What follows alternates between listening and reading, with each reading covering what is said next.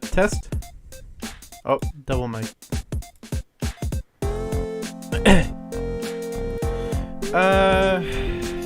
Getting set up here still. So it'll be a little bit.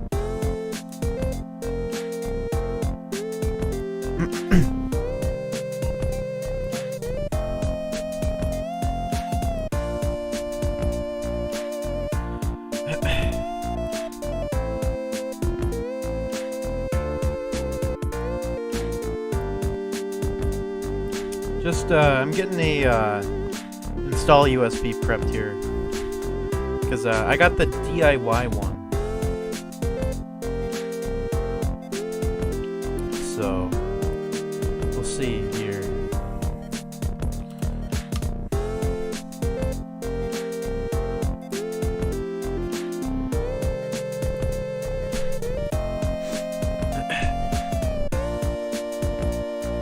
It's a bit of an unusual stream today because I actually forgot this was arriving, and now it's here. So, you know, I didn't have anything scheduled strictly, but oh, mic's facing the wrong way. But yeah, so it's here now. And we might as well get started shortly here. I'm just gonna wait for 5:30. Oh, it's 5:30 already. Okay. Chat's pretty quiet today, but that's okay. We'll just be getting started here. I've got a few things on hand. I've got, you know, an M.2 SSD, some RAM, and I do have some EDP panels that we can check out and compare to like the size of everything and whatnot. Just in case you're like, can I install a 14-inch screen in here? I do have a 16:9 14-inch panel on hand, so we'll be able to look at that. But yeah, I'm gonna get started here in just a moment. It won't be too long now. Just waiting for this download to wrap up. Oh my god.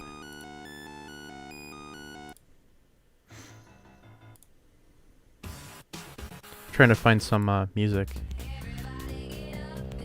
I will not play that.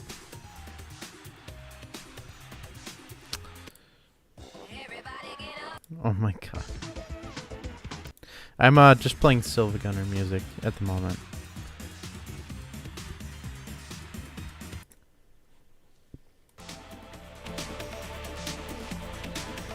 Oh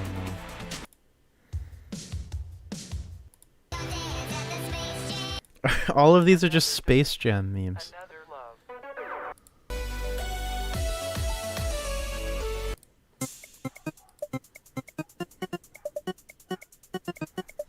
Oh my god.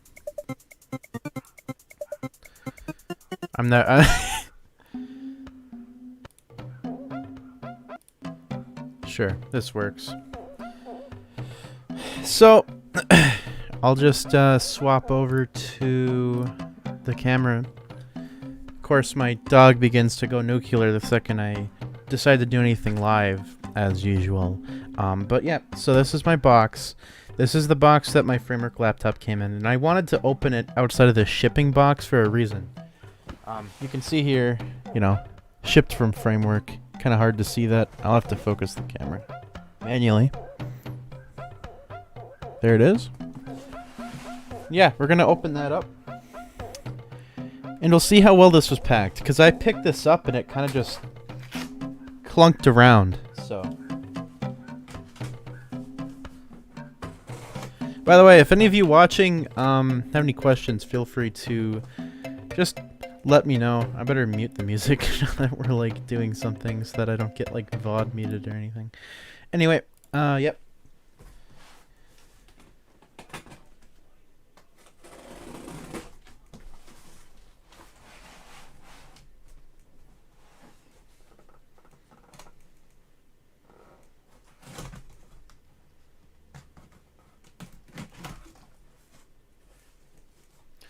Okay.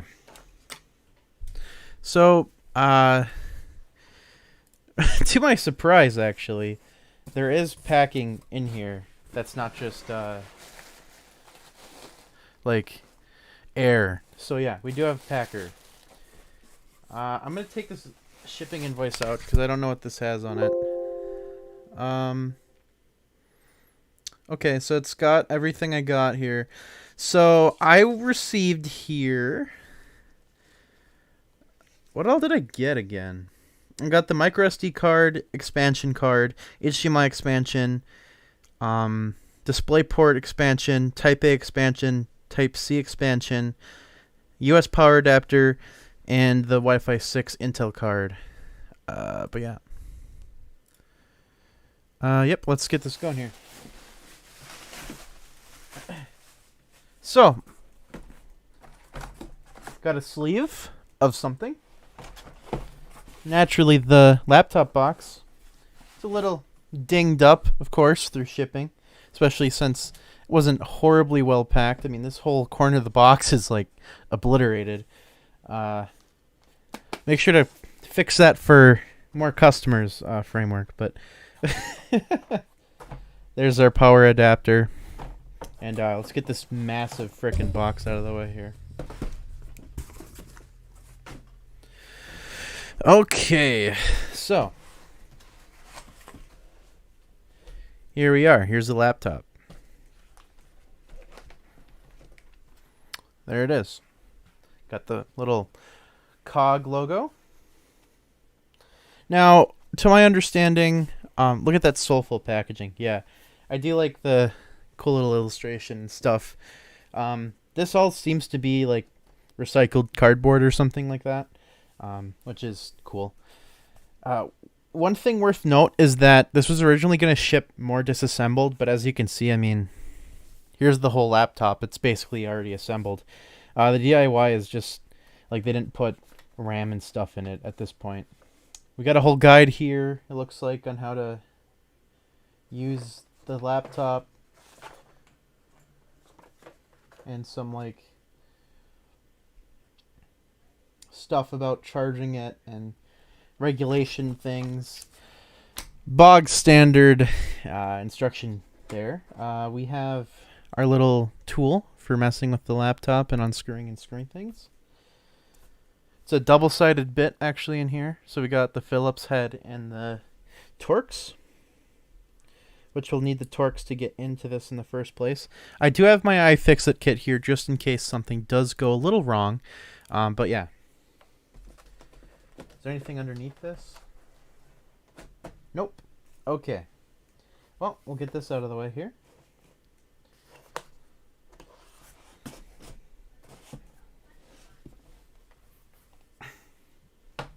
There it is. Reminds me in form factor a lot to that Surface Laptop Go I looked at, actually. Very, very similar. I do kind of wonder why they didn't just opt for like a 14-inch machine, but you know, that was their decision at the end of the day. We'll open up the power adapter too, just in case anyone cares. I mean, US power adapter. This is a 60-watt power adapter.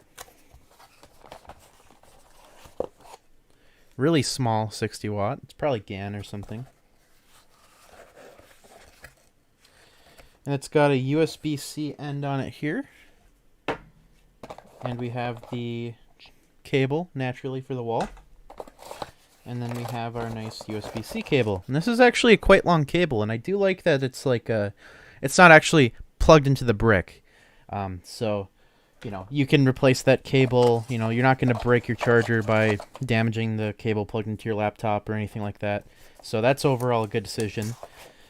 Very much appreciated over some of the other bricks I do have on hand. I do like having more USB-C cables. When did you order it? I ordered this like 2 months ago. So it was a while ago. It shipped on the 5th, apparently. Well, it said it shipped on the 5th. It more shipped on like the 7th or 8th. They've been having warehouse problems. It was supposed to ship at the end of last month, and it didn't. But, you know, startup, whatever. It's fine. If you're planning to get one of these, it's probably going to take a really long time to get it for a number of reasons. most of which are just related to, I mean, it's one small company that just started doing this stuff, producing these, so good luck getting any number of volume out of them, especially their factory. But let's open the pouch, or drug bag, or whatever this is. It's got actually a pull tab on here, which is nice. You can't see that, but it says pull to open here.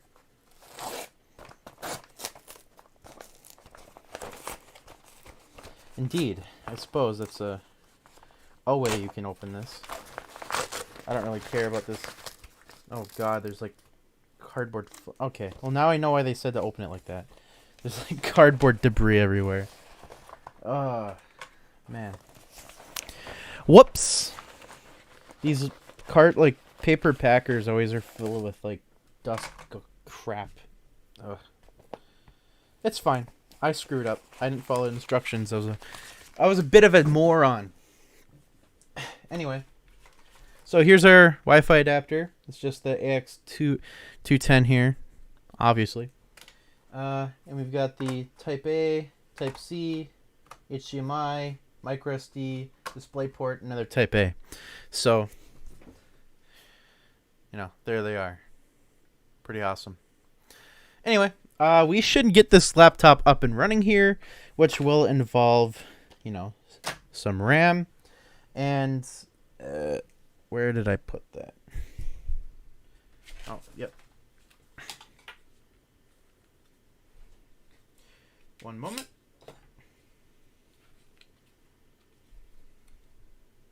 An SSD. This here is which one is this? PM981. So this is the same. This is like a 970 Pro. No, 970 Evo Plus. That's what this is like. So it's a good high-end Samsung drive, so it won't be holding us back at all here. And I do have 2 RAM modules here. These are single rank DDR4 2300, both 16 gig DIMMs. They're double-sided and everything, so no problems there in terms of memory bandwidth. So yeah, let's get going here. I will construct the laptop on top of the box to avoid scratching it.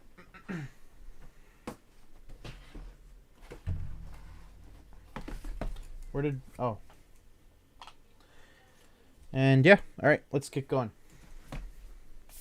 So if you've ever, whoa, Mike, jeez. If you've ever worked on a laptop before in any capacity, you'll be probably fairly aware of how this operates. I mean, you just kind of remove the screws and pry it open. That's the short of it, at least. These look to be all captive screws, which, if they are all captive screws, good job, because long screw damage is a pain, and they won't have to deal with that on the warranty side, at least. Well, at least for the outside. The inside, I mean, there might be long screw potential, but you never know. I do like that they have all of the serial numbers and stuff tucked away underneath the modules, which meets, standards for regulation labeling and stuff, but it tucks them away and makes the bottom of the laptop look nice and clean. Looks almost like prototype hardware because of that, but no problem with stuff looking like prototypes around here. So now I probably should look up how to open this, but I can't imagine it's too difficult. You know what? I'm gonna look it up. Let's check. Let's not break anything. So framework.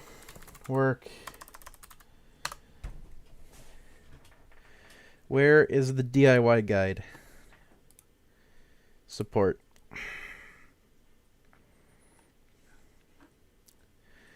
Quick start guide. Okay, so remove it from the box. Get your screwdriver ready. Unpack your stuff. Use a T5 bit. Oh, crap. Yeah, okay, sorry. Yep, I was being stupid. I would have broke something. Yep, so this laptop is one of those where you can open it and then lift up this part of the computer. Bottom right corner of the input cover lifts up when the 5 fasteners are properly removed. So you lift... Carefully lift the cover up from the bottom right corner. So use a spudger.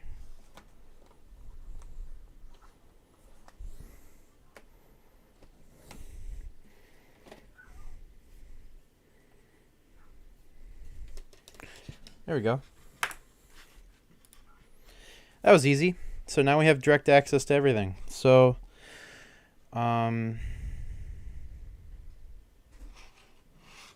sure, I want to remove this connector here so I don't break anything. Come on.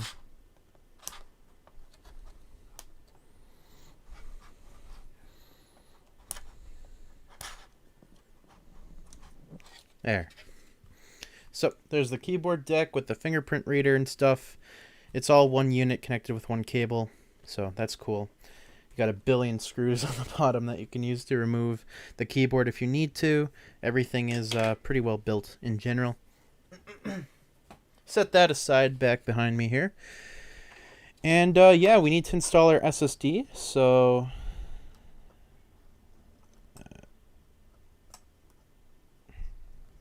what?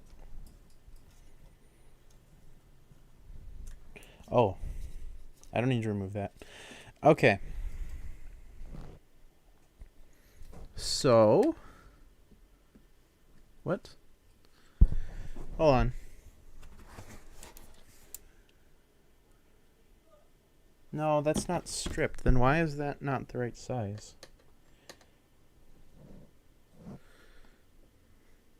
Well, I guess it is. The Torx bit is not very close tolerance, I've noticed, which is unfortunate, but unless that screw's slightly stripped, I'm not quite sure. But we probably... Oh, the battery connector's easy to damage. Okay, well that's good to know, I guess. I'll plug this SSD in here. I bet the system won't power anything on if the top deck's removed or something.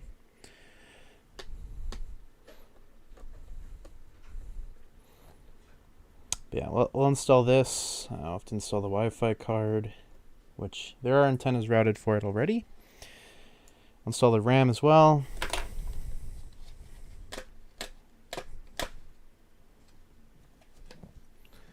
Keyboard wire's quite long, so taking keyboard's easier than any other laptop. Yeah, for sure.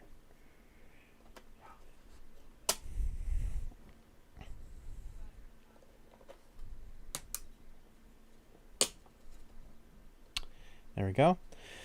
Speakers. Okay. So now we can then add the Wi-Fi card. Yeah, this is basically like exactly like the Surface Go in terms of how you're supposed to disassemble it and everything. Except for, you know, the top of the Surface Go doesn't pop up when you remove the screws on the bottom.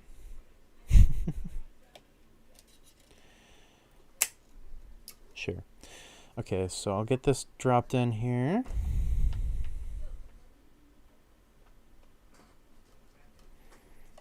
Move these cables above. Route them in place. So, move.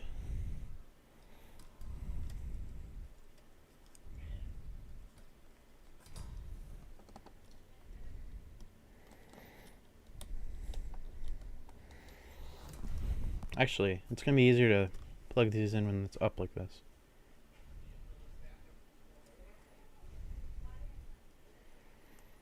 There we go. Cable 2. I don't know how well you guys can see this. Probably not horribly well. Thanks, Kat. There we go.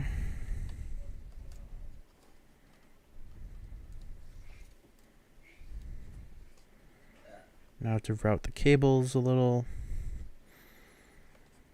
Okay. Wow, that magnet is powerful. Holy crap.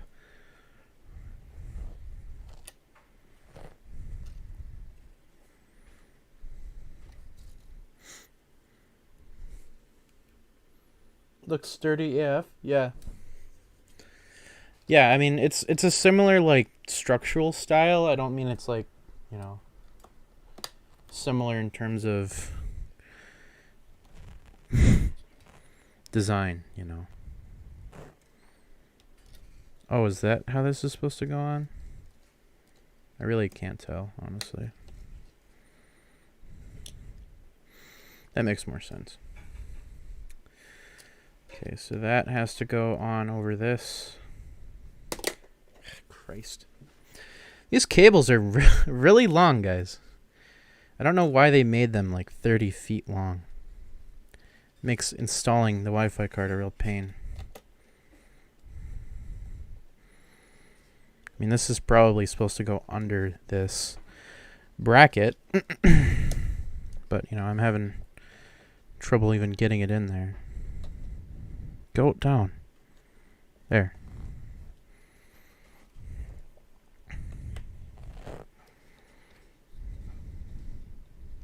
Oh God, I'm pinching the antennas.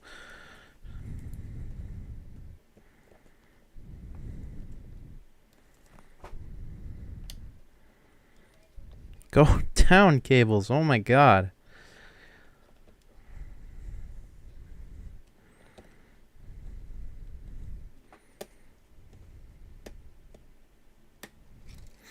This is...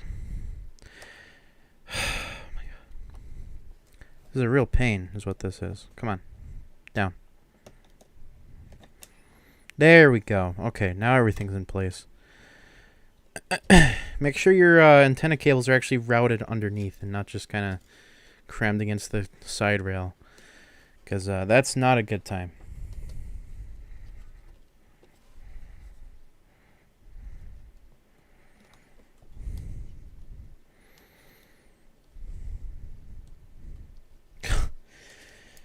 These cables are just so freaking annoying.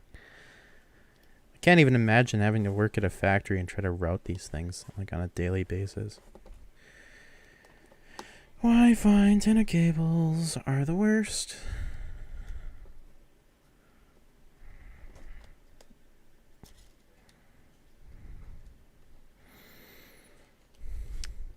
Okay. I think we got it. Yep, so I was routing this forever, and this bracket has to go over the cables, and the cables were horribly long, so that was annoying. But we're ready to go now, so that's at least a plus. So what I'll do, I think I was supposed to unplug it here. Whatever.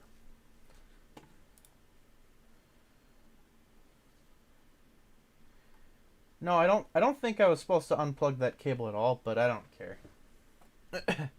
Anyway, aren't there specific tools like tweezer for the antenna? I didn't. No, there's no tweezers. Regardless, you probably shouldn't use tweezers on Wi-Fi antennas. You're just kind of asking for trouble. Great.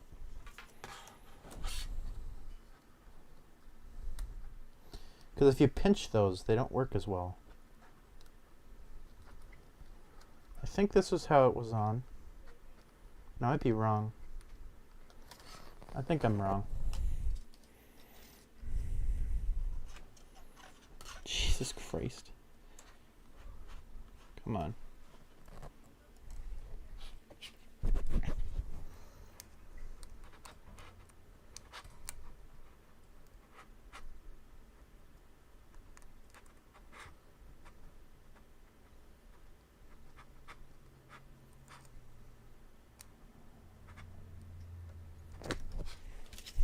Yeah, this probably wasn't the easy side to pull apart.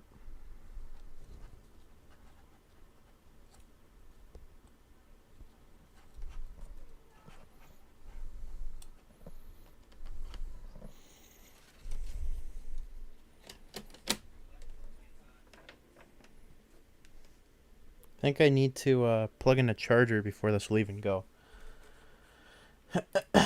Wow, quiet stream. Absolute silence assembling a laptop. But yeah, let's plug this in and see if I can get anything going. Flash drive's ready, so that's good. Okay, charger. It's probably in like shipping mode or something. I just want to test this before I, fully commit to leaving it assembled as it is, because I don't know if the touchpad cable's fully plugged in or, that kind of thing. So we'll see.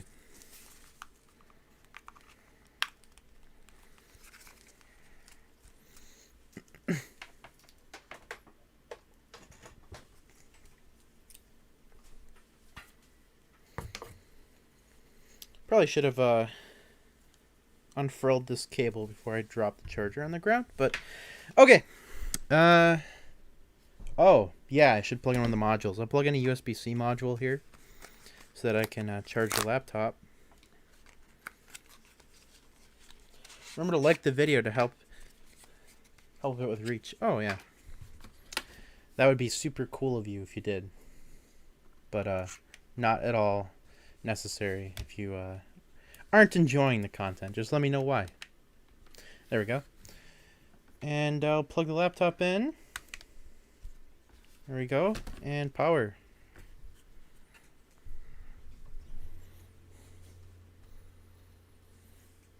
I think it's on now. It's probably doing some like initial boot with the RAM at the moment.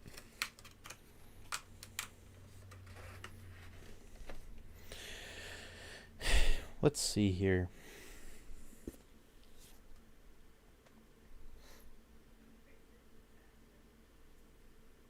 Oh, yep, there we go. So,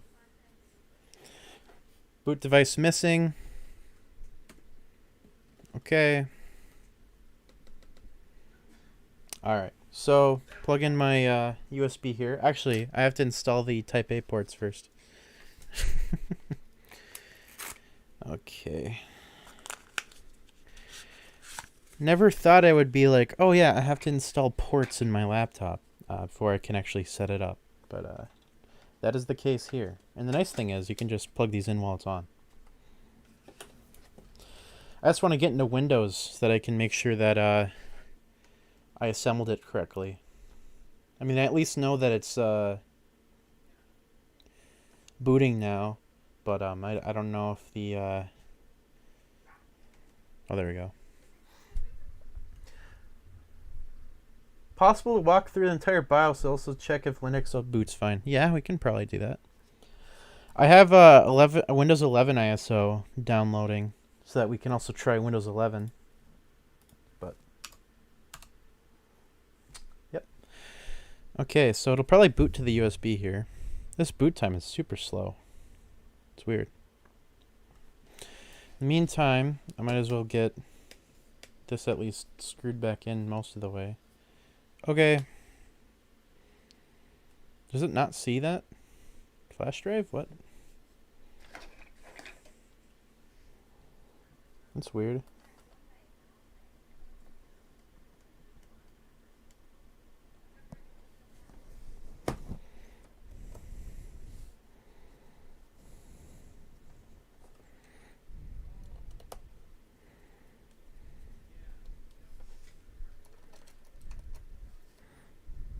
Take a look in a second.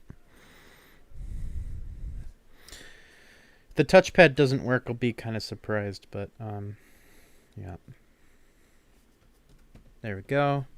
Might as well get another Type A installed, as well as the other Type C port.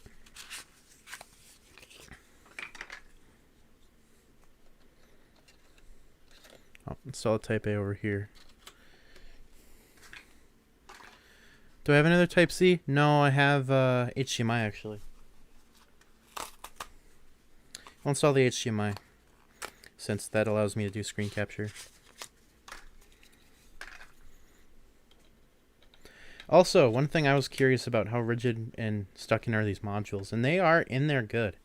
I mean, they don't look seamless by any means. You can see the little plastic bits, but that just allows you to remove them easier, so no real complaint there. Let's try the left side for the USB drive. This flash drive's a little sad looking, but it does work, so this shouldn't be too big of a problem.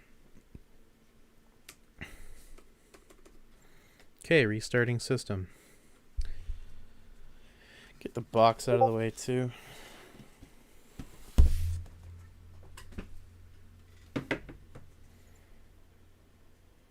There we go. It just needed to be on the left side for some random reason.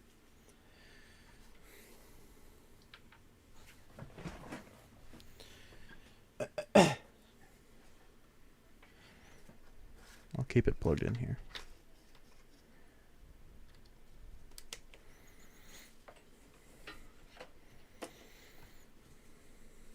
There we go. Mouse is working too. Good.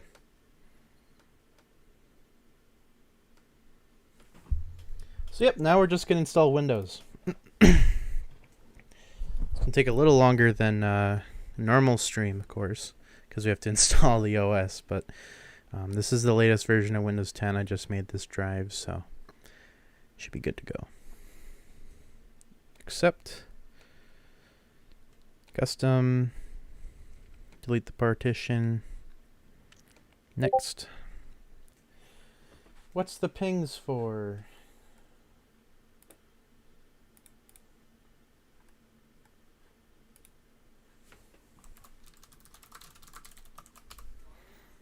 And we'll just let that go. Do you guys have any questions about this otherwise? Like anything else you want to see me try on this?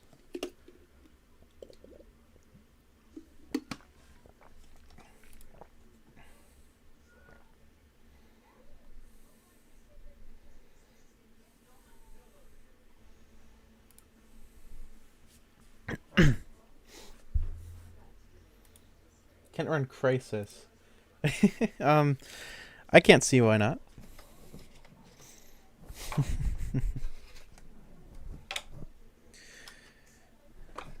Yeah, we'll see how well everything's working. I mean, at the very least, I don't see any like quality issues so far.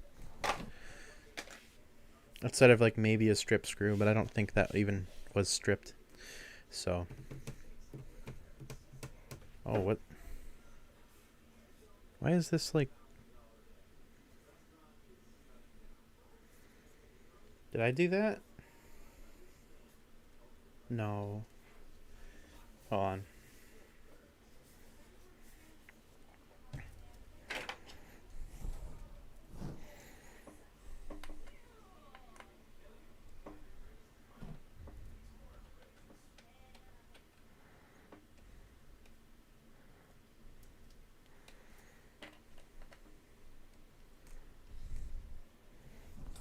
That is funky.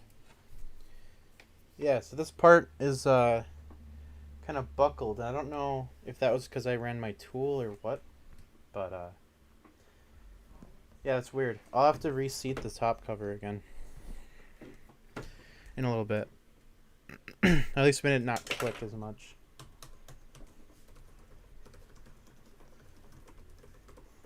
One thing worth note is that the keyboard deck, you know, despite being metal, is not like, doesn't feel like it's the most stable thing in the world.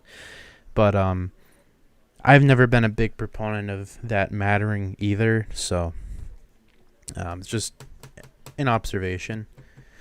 If this side wasn't elevated, it wouldn't click as bad as it is right now. But for some reason it is. I think I messed something up. And I wouldn't be surprised if I damaged it. I was being kind of stupid and didn't look at the manual. But there's apparently a magnetic bezel here. Yep. There's your magnetic bezel. Snaps right back into place. Sweet.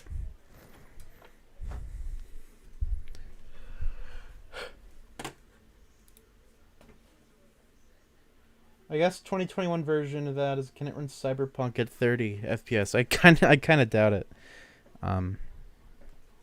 Yeah, I don't think so, but that would be awesome.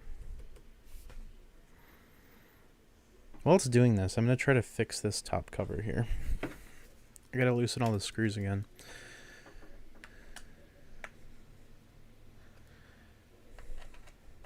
It should just be a matter of loosening the screws and letting it kind of settle back into place. I imagine I screwed it in and kind of warped things, but I might have to bend aluminum back into shape, which is unfortunate, but that is what happens when you're dumb.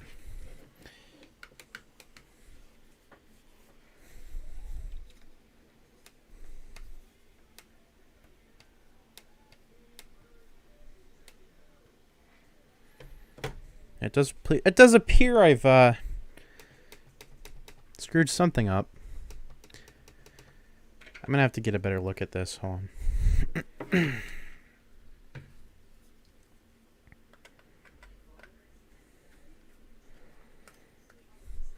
I do kind of miss the bearing back on my iFixit screwdriver, but that's okay. The screwdriver is perfectly good for a free screwdriver with the laptop. So one thing worth note is that this system in general, with everything except for this system before the price of the SSD and RAM is around $1,000. With the SSD and RAM, it's probably more like $1,400. Probably on the lower end of that than the higher end, but it's up there. Now, I gotta figure out why this is bulging.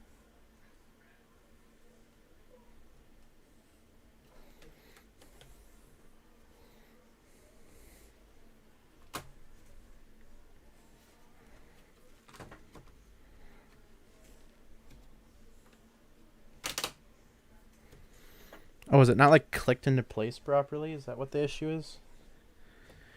I honestly don't know. Like, is there clicks in here that are bad, or what the hell is going on? It's like this side's fine. It's just this side does not behave whatsoever. Let me unplug. Alright, so I'll screw this one down. Actually, no, I'll screw this corner down first, because this is the corner that tries to bow up on purpose.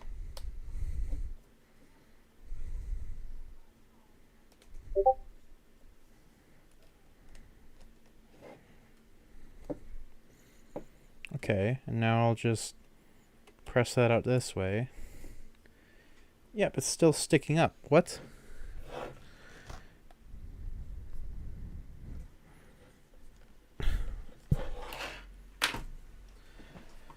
Hold on. I gotta figure this out here.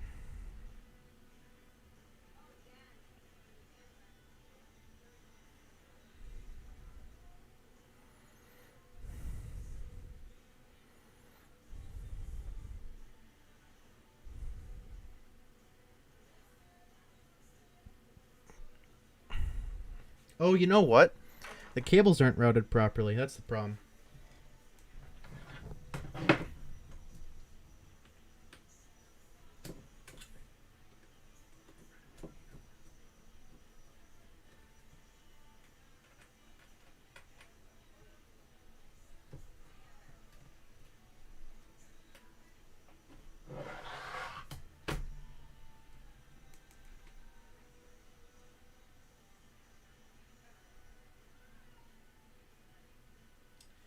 Alrighty, shut down, please.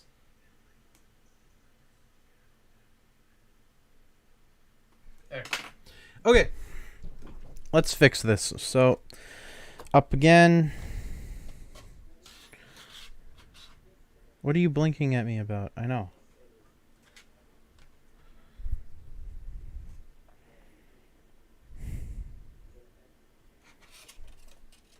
The problem is this antenna is sticking up too far, so I have to relocate the antennas.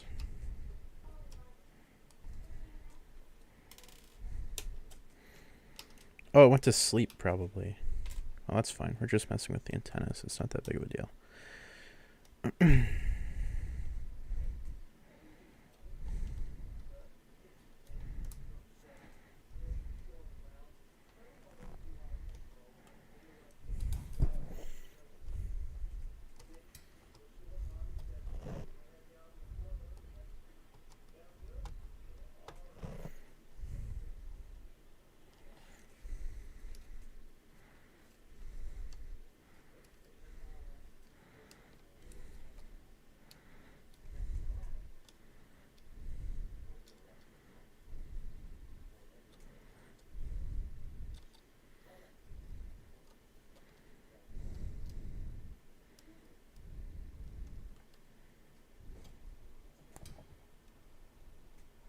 Hold on. Face reflection. Yep.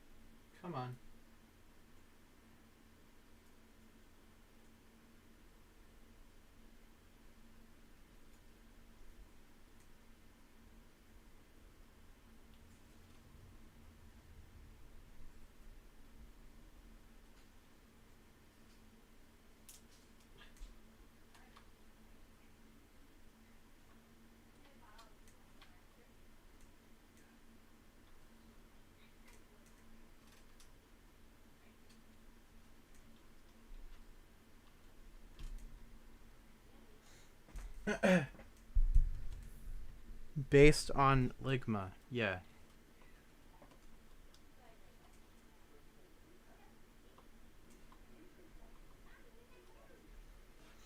Okay. Finally got the cables routed as you're supposed to have them routed, instead of just however I had them routed beforehand. So now I can actually plug the, well, I can actually screw the Wi-Fi card down correctly. Okay. Drop this down. Fits flush again. Good. Okay. Screw it down one more time.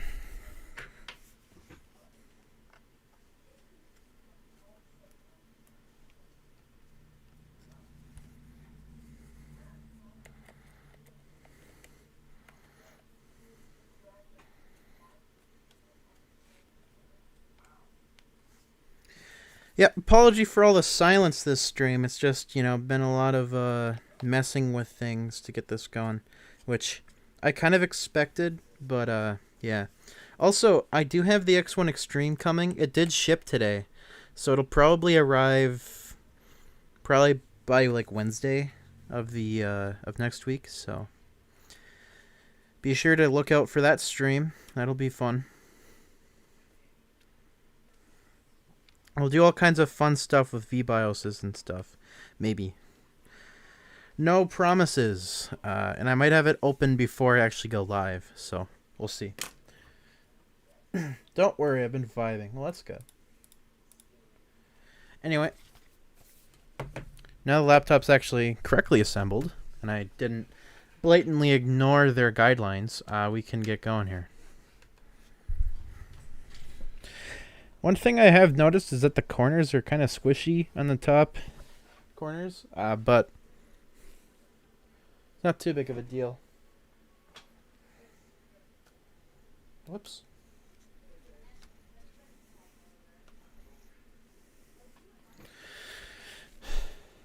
Okay.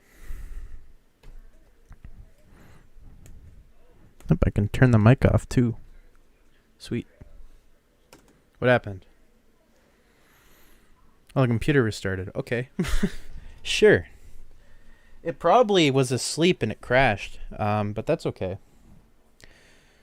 Wi-Fi card's back at least. Why did my PC restart? Okay, I don't care. Just start and let me install.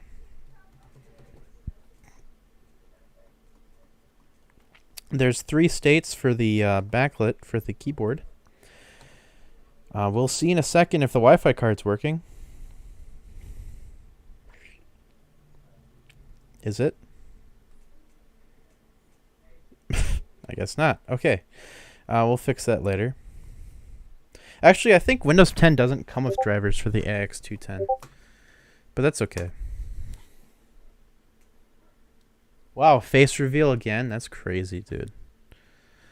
I guess we'll just angle it this way so you guys stop saying that.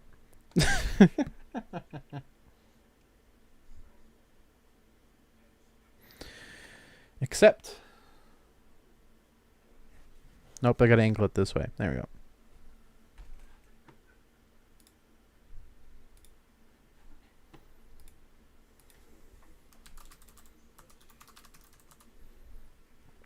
Yep, so let this get set up. I'm pretty sure this was a 1080p panel. I'm not 100% certain. Let me look at the stuff.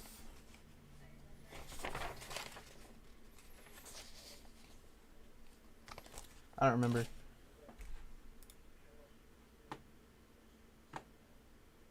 Just wanted you to know for privacy reasons. I know. It's fine.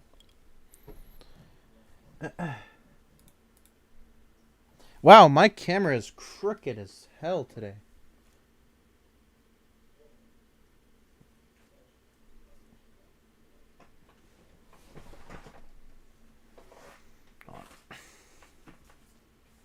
Oh no. The shaking. There we go. Alrighty. So, we're in Windows, and do we have any Wi-Fi card here, or is it just not know what that is? No, I want to right-click.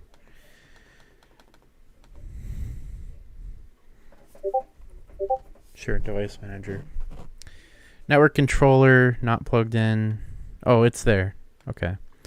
So since we don't have built-in drivers for the AX210, I'll have to download them real quick, put them on a flash drive, and send them over to the system.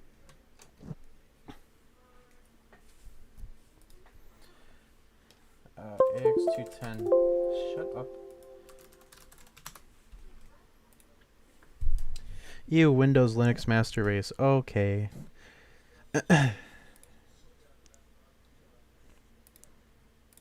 What of the like 30 billion distros do you want me to install? Oh. Whoops. That's not what I wanted to do. Sure, yeah, we'll just run that on my computer. What the hell?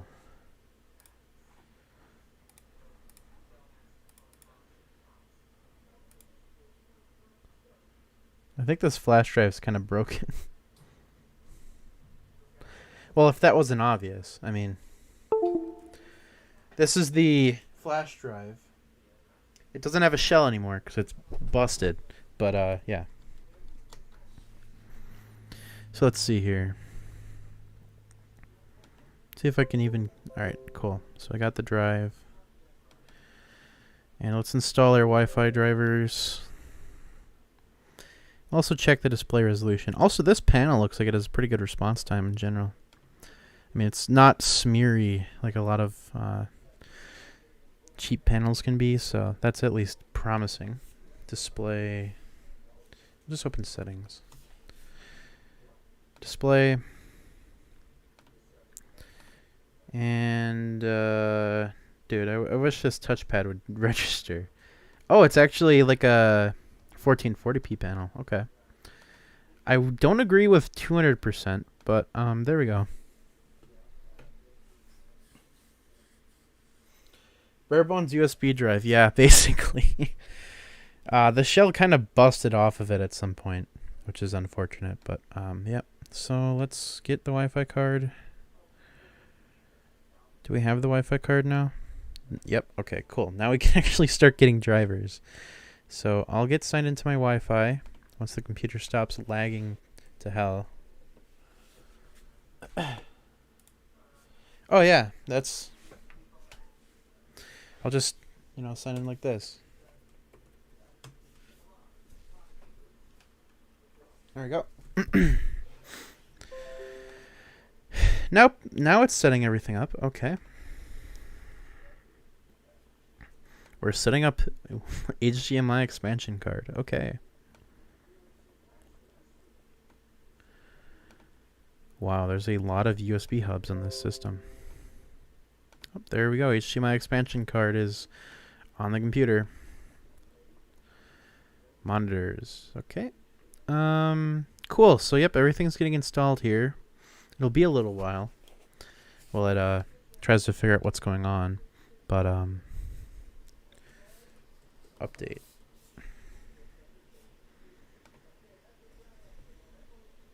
Oh boy, that's a lot of updates. All right, well, I'll let this do that.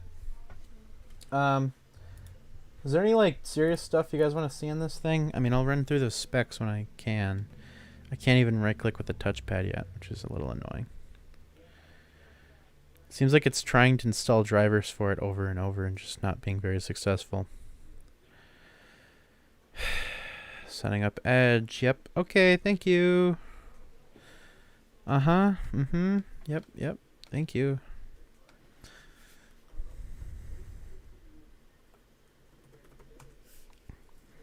So, drivers. They have the driver page here.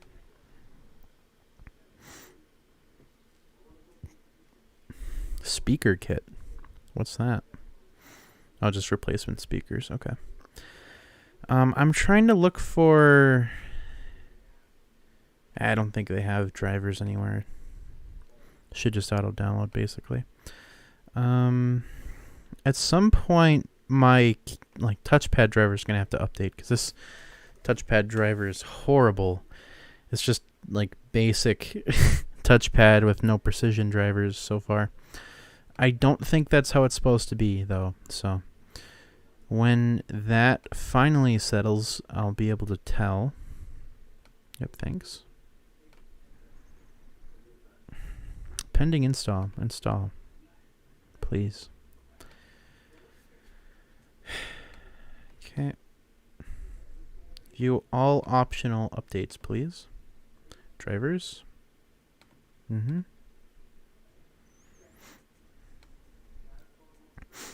Okay, it's installing a few things. I don't know if the touchpad driver is actually going to install itself, because this, I'm pretty sure, is the touchpad.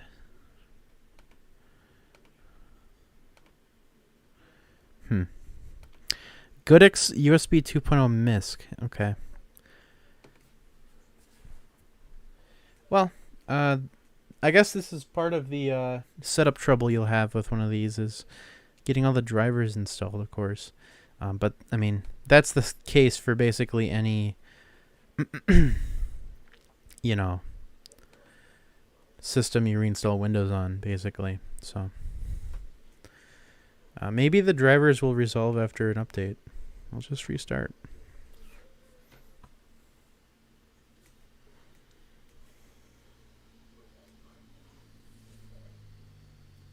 What is that even reflecting? Oh. No, there we go. This screen is incredibly glossy. I mean, I can see, you can literally read my sign off of it. That's pretty awesome. Let's zoom into it.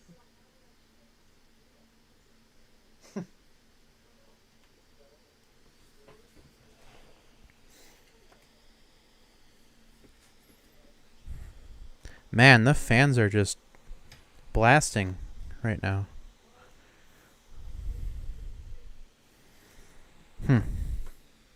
Wonder why.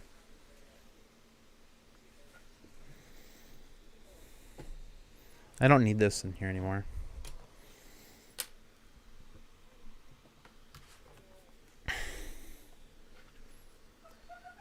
Just let that go.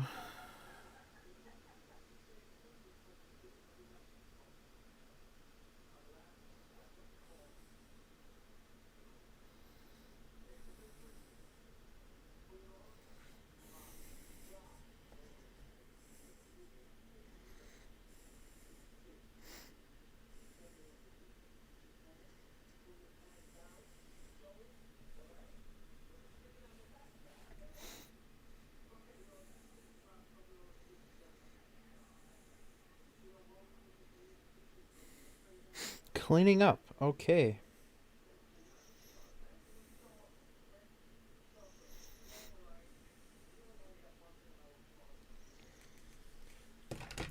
Good. Well, here we are. We're back on Windows again. Do I have right click? No.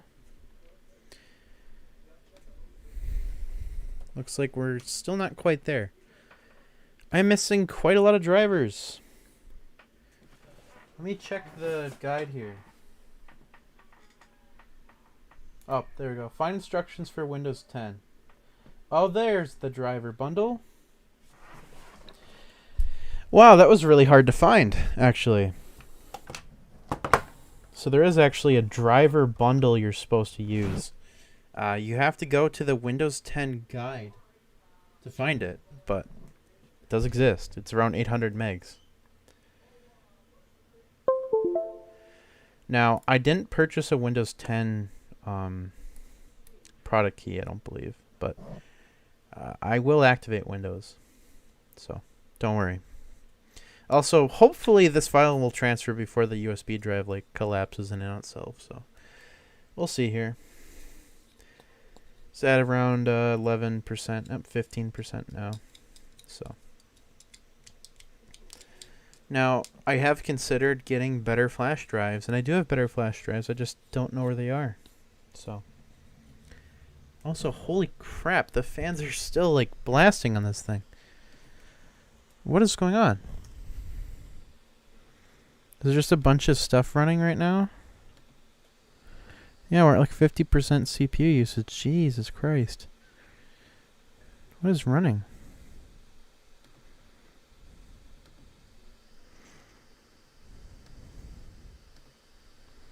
Anti-malware.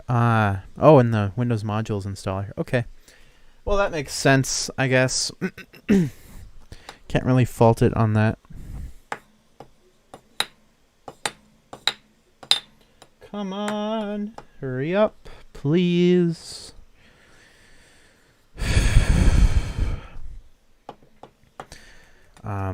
I guess I could talk about the keyboard and stuff so far. The hinges and lid are not very stable. I mean, that's pretty bad. Just in general, I mean. Is that the computer clicking? No, that's my desk clicking. I mean, I wouldn't accept that type of wobble from a machine. But, you know, first gen product, first laptop they've ever made. I respect it. It's fine. It's just not good. Anyway, so this is a test of the keyboard on the Framework laptop. I don't know why the keystrokes seem delayed. Yep, and the keystrokes, yeah, like I said, they seem a little behind. There's a lot of input lag. It might be because of the 60 hertz. It also might just be whatever way they have this plugged in is really slow. I don't have a clue. It's very weird, though. Let's try this. Okay, good. There's no consistent, like, rollover problem. That's good. Also test the keyboards for registration. Looks like you can actually depress the keys without typing anything, although it's very difficult to do that in the middle. It is considerably easier to do it on the corners, but given how much pressure is required to type on this keyboard, I don't really foresee that being a problem. I have to get used to the layout because it's a little, seems like it's a little non-standard, but then again, it reminds me of like Chromebooks a lot, so I don't think it's bad. The keys, I don't know what they're made out of, but they've, maybe they're like PBT or something. I don't know. I'd have to look into it. But in general, keyboard seems fine. I have the Framework driver bundle now. So let's see if good old driver bundle resolves some of my complaints here. I would be surprised and happy if it did. Oh, USB device not recognized. What? Cool. Let me plug a USB drive in crooked. That's nice. Driver bundle. Also, let's try the micro USB one. No, the micro SD one. That's what I mean.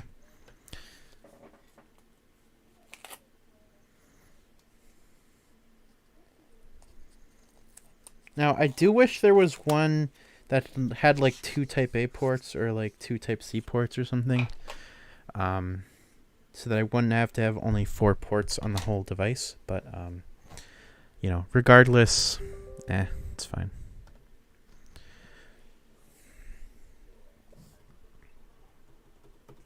Also, I have no way to control the display brightness. I think that might be a consequence of not having drivers right now. Probably. Yeah, I won't be surprised.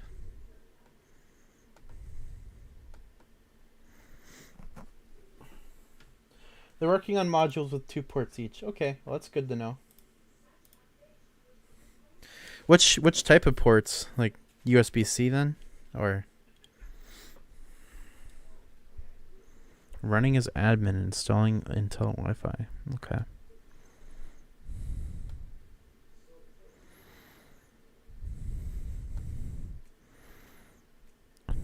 Oof. Yeah, we do not have graphics drivers, it doesn't look like so far.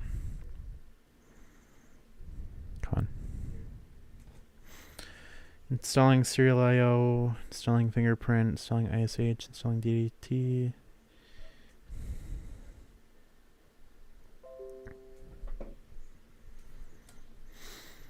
Installing chipset. All kinds of good stuff. I'm going to buy this if they come out with a Ryzen version. That would be pretty awesome. I do agree. And also the nice thing is about the way they have this set up is that if they release a Ryzen motherboard, I could literally just take the motherboard out of this and put the Ryzen one in, and it would just work. So that's cool. Looking forward to that. One thing that I'm interested in is like what these look like inside. Because like this is the micro SD one. It looks like I can actually open this.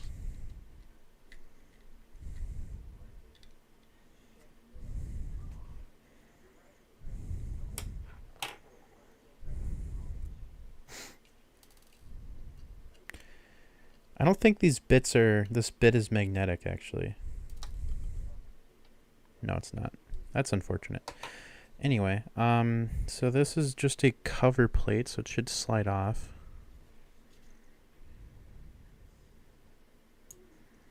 Or something. Does this just pull away? What? How's this assembled?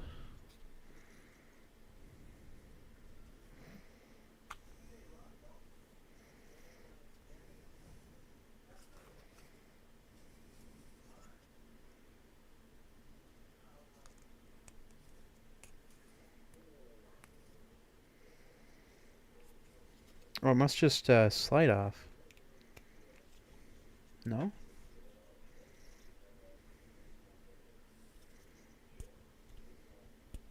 Okay, I have no idea. I'm putting the screws back in this.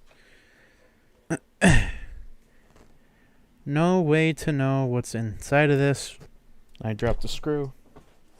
I'm a genius.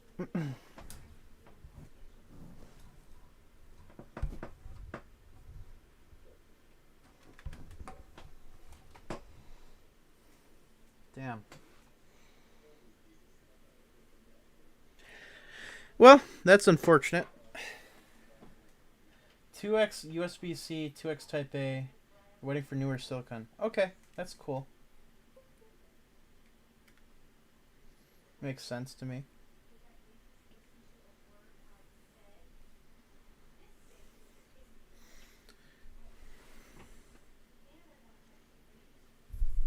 Yeah, notice it says it's installing a Thunderbolt driver, which is interesting because I have a 1050 eGPU we can actually try out with it. That sound interesting at all?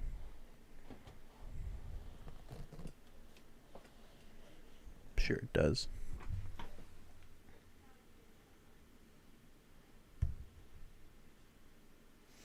Yeah, I have no idea where that screw went, but that's okay.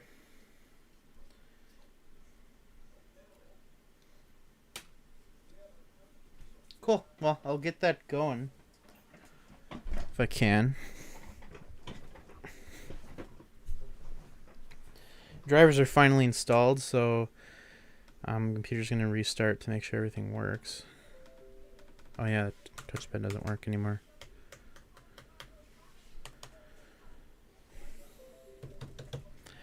Okay, I'm gonna replace the HDMI here with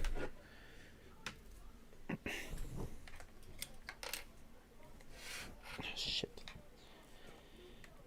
There's a big swearing stream today. That's what this is. Kodaski swears for like half an hour. These are supposed to just slide out, right? Yeah, there we go. Nice and crammed in there is what that was. There. Micro SD. And now I can plug in SD cards. Sweet. Do I have a reader? I don't know if I have my reader out here, actually. Oh, I do. Okay, good. Good, because this is going to be much faster than this garbage flash drive anyway. Anyway, so let's get going here. I can right-click now. Good. Is the screen still jittery? Nope. Everything's much smoother now. Good. We're actually at, like, normal computer levels of good now. So, nope. Gets quite bright. Gets quite dark.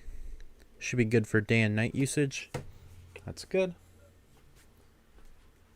Kodeski curses on stream. I mean, iFixit to send him a magnetic mat so he doesn't keep losing screws. True. Very true. I'm good at losing things, that's for sure. Let's plug this in over here.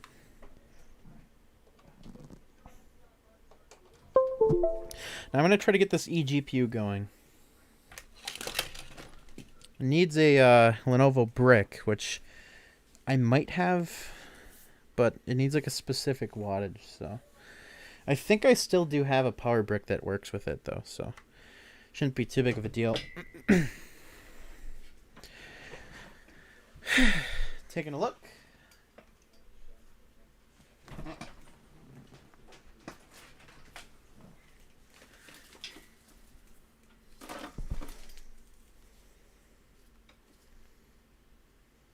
Yep. I think this will do. Oh. Well, that's not ideal. Where's this from?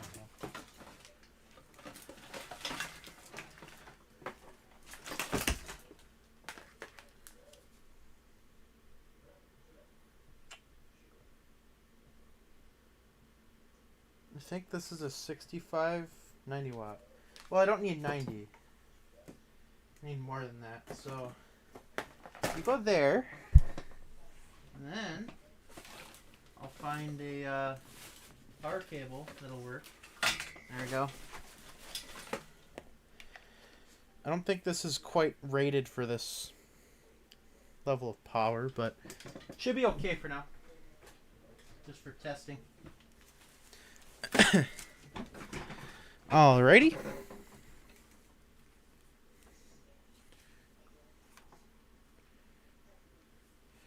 Isn't the brightness like 400 or 500 nits? I think it's like 500.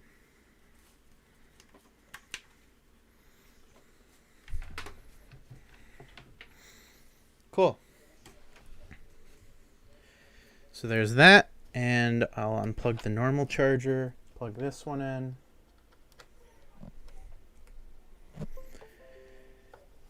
Cool. eGPU plugged in.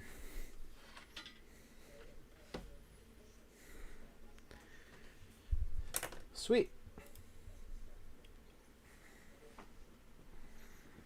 I'm gonna have to do something about the cables here. There. A little bit better. So it's just got to set everything up now. Installing like NVIDIA drivers and whatever.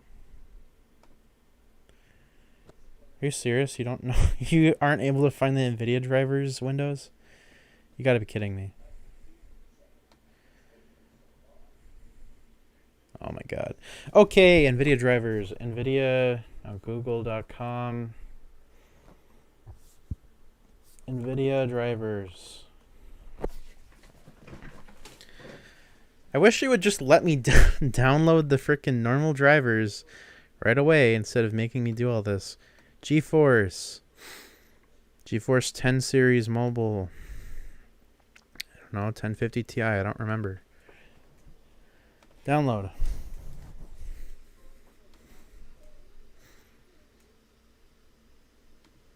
Wi-Fi is working well. Man, the fan is cranked up. I'm wondering if there's like a thermal issue on this system. Because I don't know why else the fans are just exploding randomly. Oh, anti-malware. Yeah. Oh, anti-malware and the Windows modules installer thing. One thing I am kind of interested in is the SSD area doesn't have like a thermal pad or anything. So I'm wondering if we're going to see any like storage throttling or anything.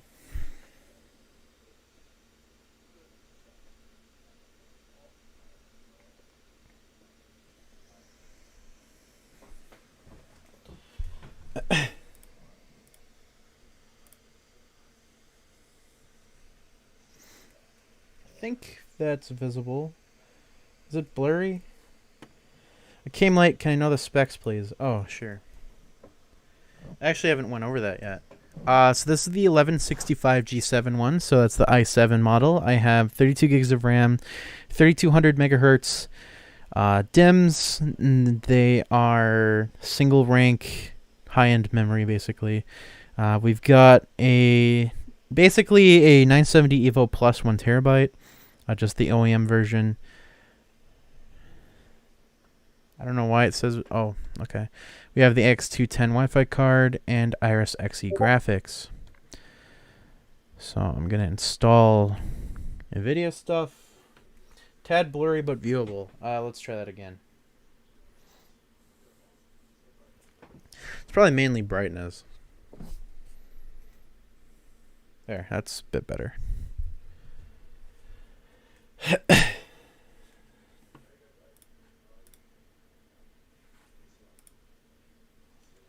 Man, this monitor of mine is really like crap.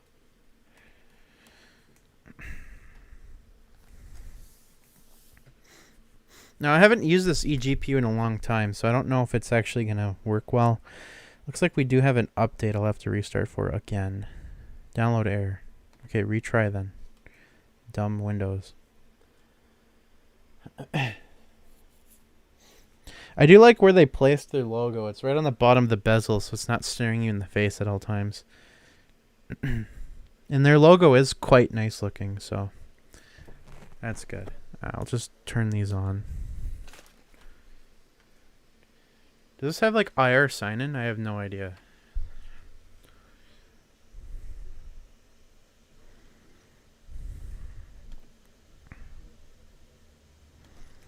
Check biometric devices here. There we go. Looks like the Wi-Fi card's working. Nope, it's just fingerprint reader. Okay, so we now have a GPU, and it is actually enabled on the system. Here's our 1050 running at 38 degrees Celsius.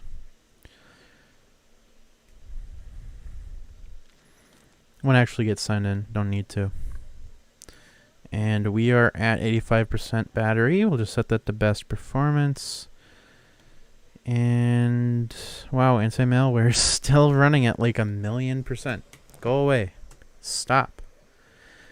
Whatever. We're going to have to wait for that to actually finish installing before we can do anything. So let's let the system get to a point where it'll idle finally. Man, I know your opinion on buying the HP Pavilion gaming laptop, which has a 4800H and 1650. Getting it for $950. I mean, I personally wouldn't recommend an HP Pavilion gaming machine over like a Victus, because the Pavilions in general have very poorly designed chassis that like to grenade themselves sometimes. So if I was to recommend anything, it would definitely not be a Pavilion of any kind. You'd want to look for like a last gen Omen or even just a last gen Legion over that, even because just at those specs, I mean, I don't know where you're buying from, but in the US for $950 you can get a really good last gen Legion with like a 1650 Ti or better even.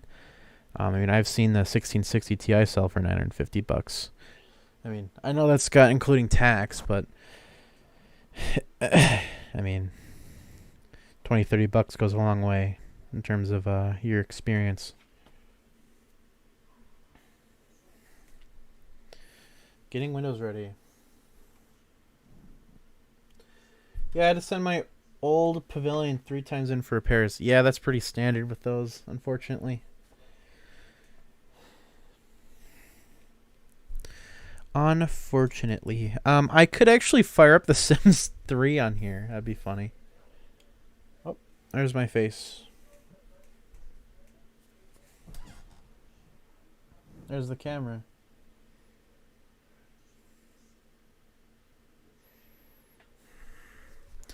Like I said, glossy screen. Like, really bad glossy.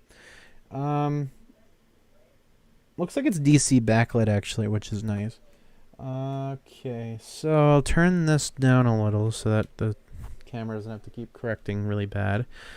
And cool. Let's get something on here that'll actually take advantage of the graphics card. What do you guys want to see first? How about Asus Tough?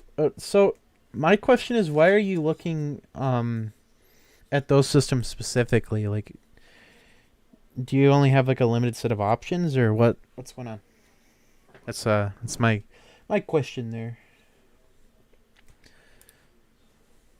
Don't do anything HP. I mean, HP has some okay stuff. I mean, I wouldn't discount the brand that quickly. The Omens are not bad. It's just they're not really designed for like max performance necessarily, which I don't agree with personally, but some people do prioritize other things. So,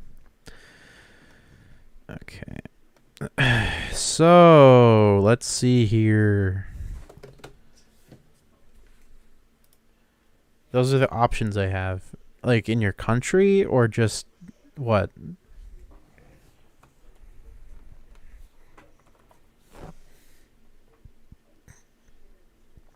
Google recommends Chrome. Wow, that's crazy. I recommend Chrome too. Because I hate the stupid Bing startup screen. I can't get anything in my country. I have to order from a friend. Okay. Well, I would not get the Pavilion. And you're probably going to have a bad time with the Tough. But if I had to recommend anything,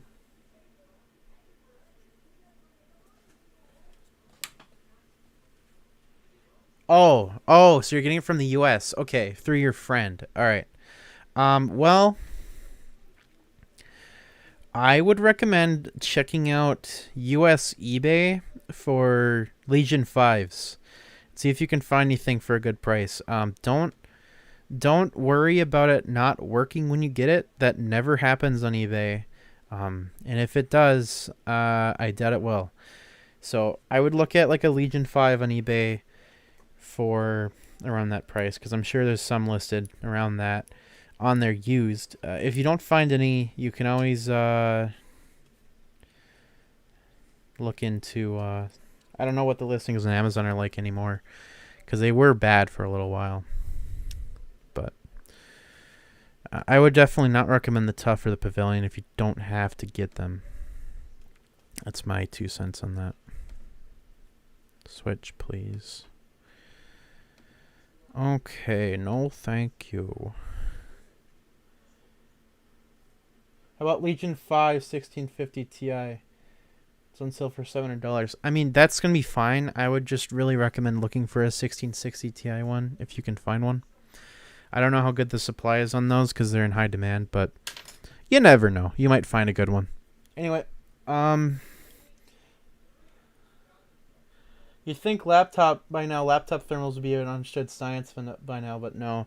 I mean, the companies do know what they're doing when they ship laptops with bad thermals. They just don't care. It's not in their design model for the laptop. I mean, I don't excuse it. I think it's BS when they do that, but you know, they have, profit margins in mind, whereas everyone else has a expectation for a good product in mind.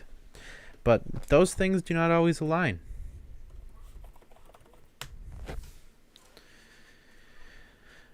I'm going to install Steam, because why not? And I'm going to bring over some games on a micro SD card to prove a point, mainly. Sorry for dragging the stream down with my questions. Thank you so much. Don't worry, man. The whole point of the stream is to have like open commentary on things. So, if you have questions, don't hesitate to ask, because that's why I stream. If I wasn't streaming a laptop thing, I mean, I would stream a game and just talk about stuff anyway. Cyberpunk here, go baby. You mean planned obsolescence, right? Maybe. I mean, I would say yes, but not every laptop is like designed to explode necessarily. It's just a lot of them are, unfortunately. I have Teardown. That's not really too useful. Do I seriously not have any games on my computer anymore? I don't. What the hell? I have 3D Mark, and that's not even a game. Oh, I do have Cyberpunk installed. Well, that's funny.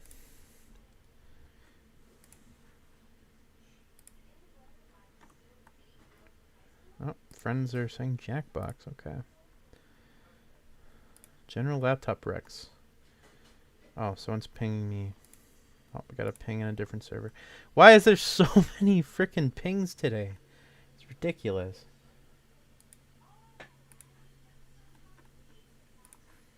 Okay, anyway. Gotta get my Legion before PC prices shoot. I've gotta scalp it now. In my country, no other laptop than HP can be sold once bought. Good price and some... Okay. I mean... Well... I wouldn't buy the HP still. I mean, if you buy the PAV, you're just kind of signing up for a bad time. And if your whole goal is to flip the PC in your country, I mean... Good luck. I'm gonna sign into Steam here.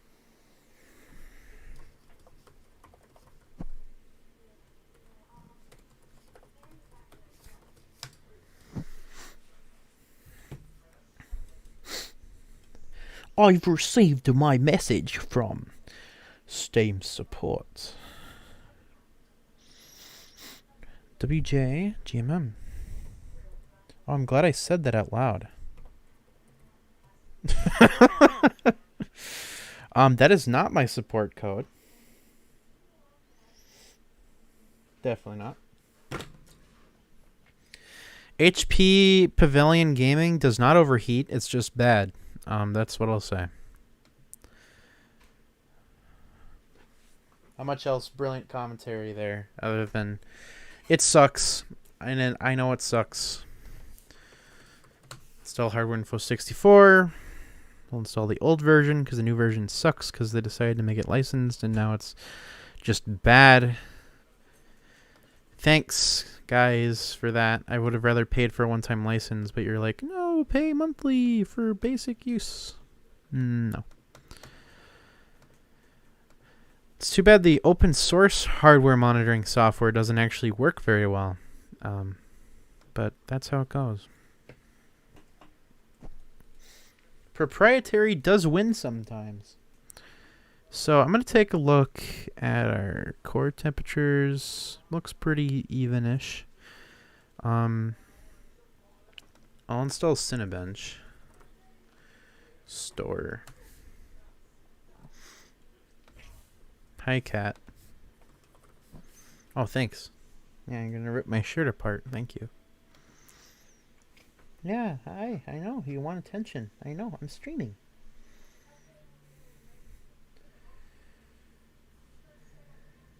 Be fine with 8 gigabytes of GDDR6 and 2 channel. Then DDR4 another channel. I mean, that's not really how it works, unfortunately. The system's not designed to do RAM like that, and realistically, when you're sharing the RAM like that in an APU, it's much faster to have it all use the same type of RAM, because then it has identical latencies and everything and just is in sync with itself. So, I mean, that's my understanding of it. I would say that it's preferable to have shared memory. What, bruh? What? So I just want to run this because then I can check the core temps while I'm doing that. So, ooh. Oh, getting up there. Jeez, this is some serious core delta. What did they do with the thermal paste on this machine? Jesus Christ. Okay, there we go. Now we're down to 27. It spikes up to like 50 watts and then it settles around 27, which is fine. 79 versus 84. That is, 80, 81. Yeah, that's like 5 degrees Celsius. Okay, that's fine. I mean, it's not horribly ideal that we have got like a 5C gap there, but I mean, that's about maximum tolerance, I would say. Whatever. It looks okay. At least the temps are below 90. I mean, these are fairly good CPU temps. I mean, the fans are cranking, like...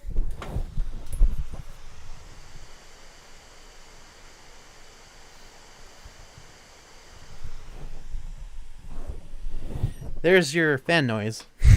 Just a whooshing. That's at 27, 28 watts. So overall, system's running well. I won't actually run the full Cinebench because I don't care. But yeah, I better install game. So I'm going to install BeamNG Drive. And I'm also going to have to limit the download speed. Otherwise, I'm going to obliterate the stream. So let's set that to around 30 megabytes per second.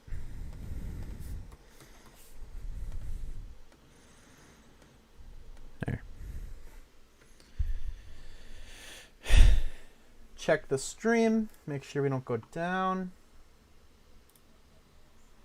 Is this gaming? Yeah, we are gaming. We have an eGPU, Jared.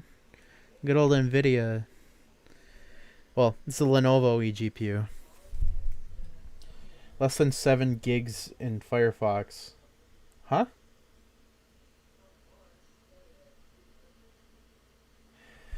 I've been having problems with Firefox using tons of RAM, like 7 gigs. Huh. Yeah, I have no idea. Hello, Jared. How about this? A different semi-custom Steam Deck processor that has 4x DDR4 channels instead of 4x GDDR6. Sure, it's slower, but it would be replaceable. I would rather just wait for DDR5 to come out and be mainstream than kill the Steam Deck with DDR4. So, I mean, your move there, but I would probably say no to that. I could fire up The Sims 3 too, but that might be more of just a meme than anything else. Let's get a game installed in this SSD card here. What do I have? Steam, Steam apps, common. I made a demo. Dude, I wish I had. Like, I had a drive with a bunch of Steam games installed on it, but now I don't.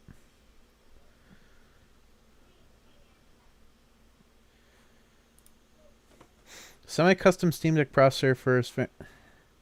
Yeah, I mean, that would be nice, but it's probably not going to happen.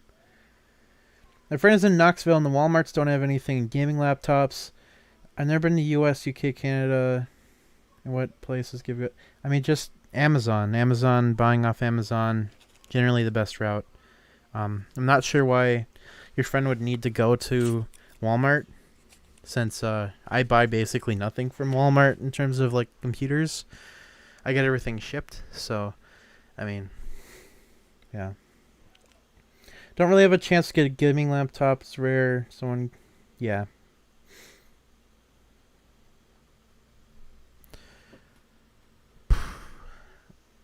Yeah. If on YouTube tab, use like 2 gigs itself. That's weird. I don't know. I don't use Firefox very often. It might be like extensions or something. Or it might be like a bunch of rogue cookies or I don't know. You can try a few things. I wouldn't be able to tell you though. I'm not too familiar. We've been live for an hour and a half and I'm finally just downloading a game. That's pretty funny. Is there any other stuff you guys want to see on here other than just like Linux? Because we'll get Linux running soon. I probably can't boot it live unless I can boot off the micro SD card slot. So.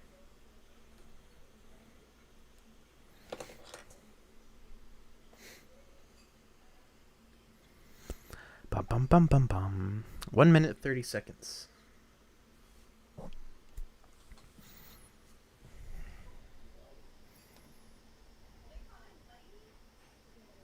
Yeah, this panel's overall really good.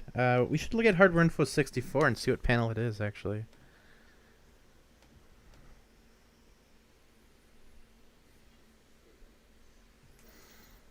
Okay, close. Yep, I'm aware it's that. We have our 1050 from Lenovo. Okay.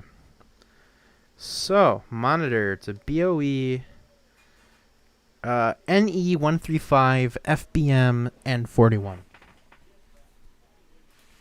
Look this up. NE135.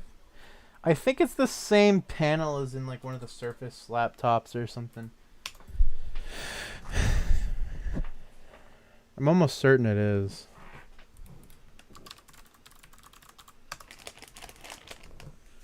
Oh yeah, Swift 3 ships with that. Oh, there's no review for that. But there it is. There's my review. Okay. So now I need to go and look for the display. Okay, so this panel has a 31 millisecond response time on black to white, 50 millisecond on gray to gray. And that's actually kind of funny because I thought it was better than that, but I guess it's not. It could be just due to the curve, because I mean, I've said it before, but how quick the curve actually gets to most of the response is somewhat important for how the response looks, but the full response is important. Guess I'll wait 2 to 3 years. I don't know. I mean, I've seen a lot of 1660 Ti ones being listed as like cheap, so I don't know. I'll have to look later. Also, I don't remember what this RAM was. Like, is it like CL22 or what is it? I don't remember. Yeah, it's CL22. Okay.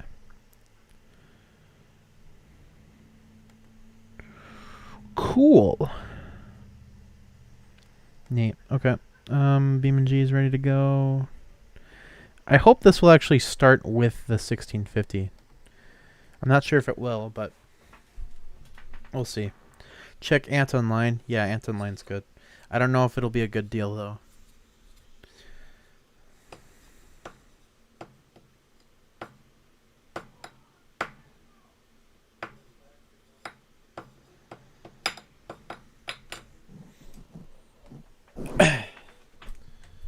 Let's check eBay. 1660 Ti laptop. No, Lenovo.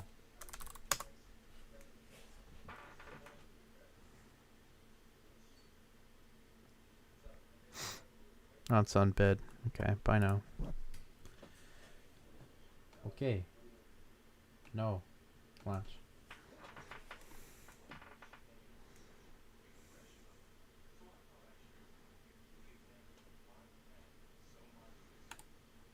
I mean,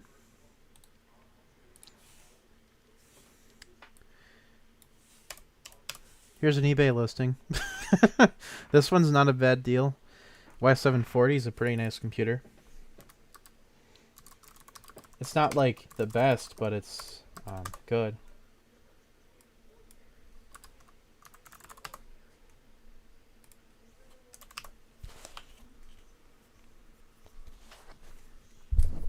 That's actually really cheap for a Y740. I'm surprised that it's even listed for that. So I think this is using the right GPU now. Yep, 1050. Cool. All right, so let's get this running here. I should also install Afterburner. Oh, I should pin Chrome.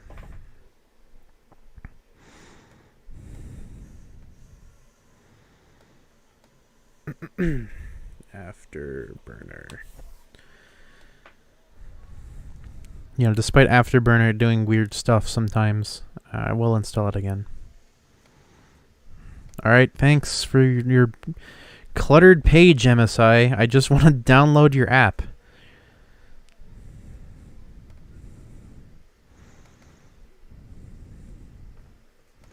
Run, please. Yes. Okay. Next. Sure. Yep.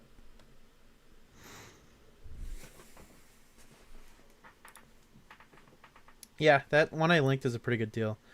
I don't know about the warranty status or anything, but I would consider it.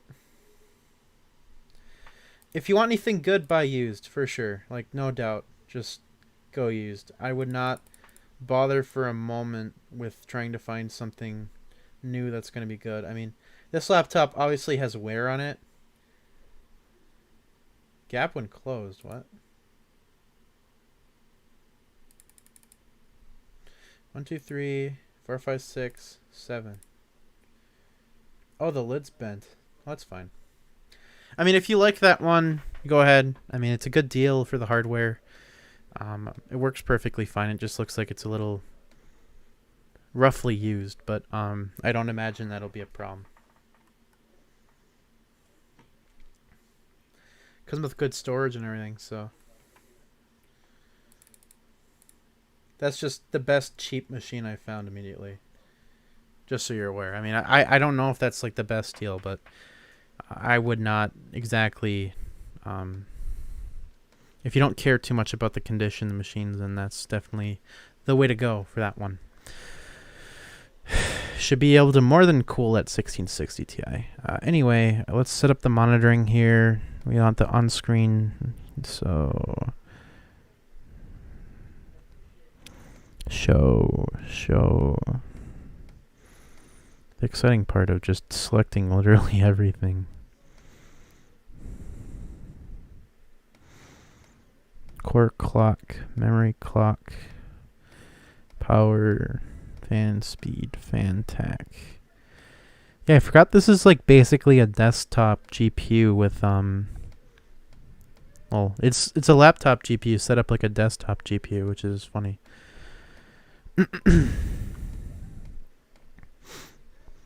Now, I could probably just go into like what would it be? What would it be? I could go into something like throttle stop and just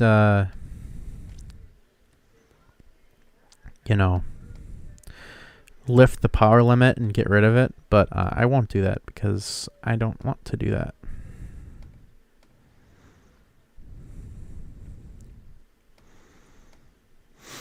There, sweet. Now it's going to freeze, and everything's going to load, and then I'll just... Okay. Let's go to Italy.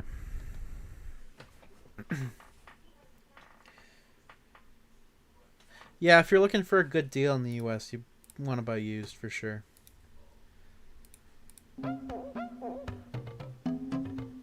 I'll try to find a good song here.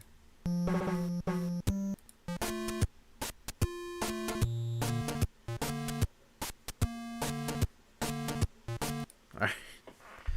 Oh man, that's a lot of CPU temps. We are quite high on the wattage there.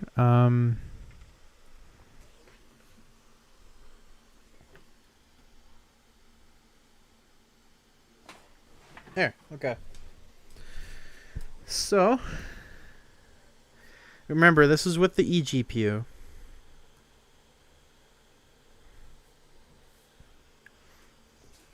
And actually, it's running pretty well. Now, I don't know if we're CPU limited. No, we're not CPU limited. We appear to be GPU limited currently. But, I mean, 40 FPS is not bad at all. I can feel the GPU fan running. But we are running at around 18 watts. So that's nice. Now, remember, this is with the eGPU connected. This is not with XE. With XE graphics, this would be running way worse. If it would even boot properly, because BeamNG does not play well with integrated.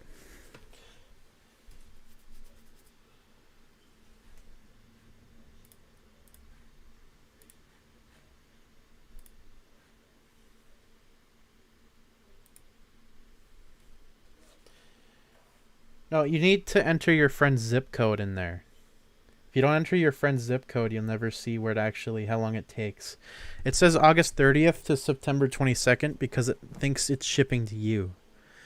So you'll have to select the United States and then your friend's zip code, and then you'll actually see when it'll ship. What? Oh. When it'll actually ship by. Let's lower the graphics settings a little bit.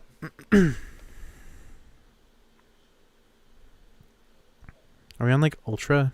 Yeah. We'll go to normal.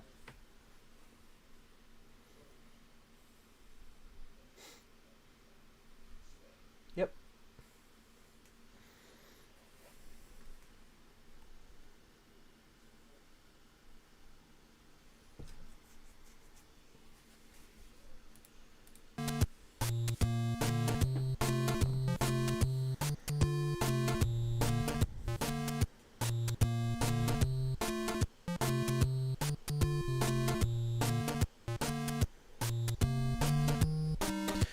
Yep, so that didn't actually help very much. I don't know why, but regardless, yep, system's running well. Temperatures wise, actually, hold on, I'll be right back.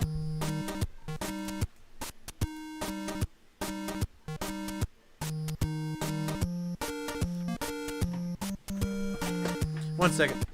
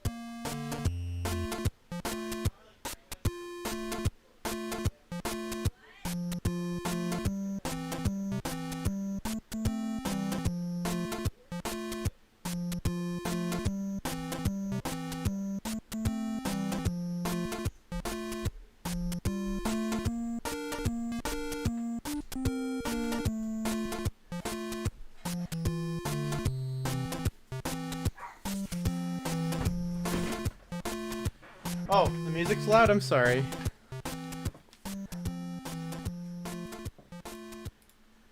Okay, I'm back now, and the reason why I left is because I have a thermal camera, and I wanted to show you guys that. Oh boy, oh boy, this is like no battery left. Anyway, so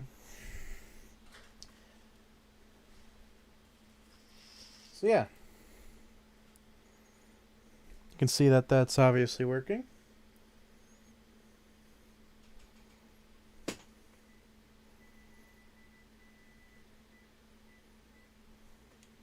Yep. So I'll just take a picture of this real quick here.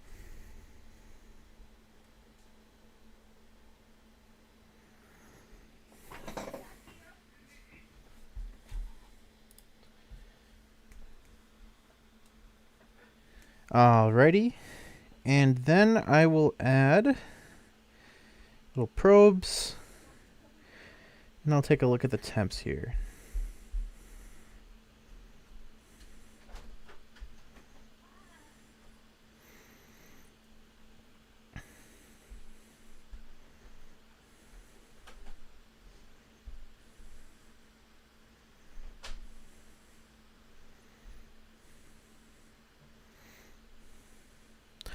So you can see, let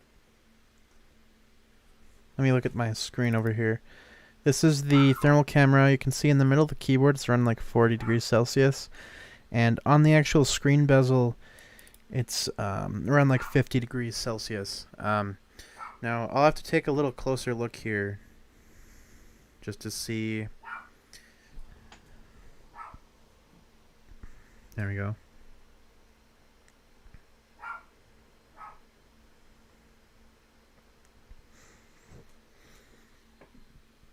I want to see how, whoa. I want to see how hot the screen actually is. So take a look now.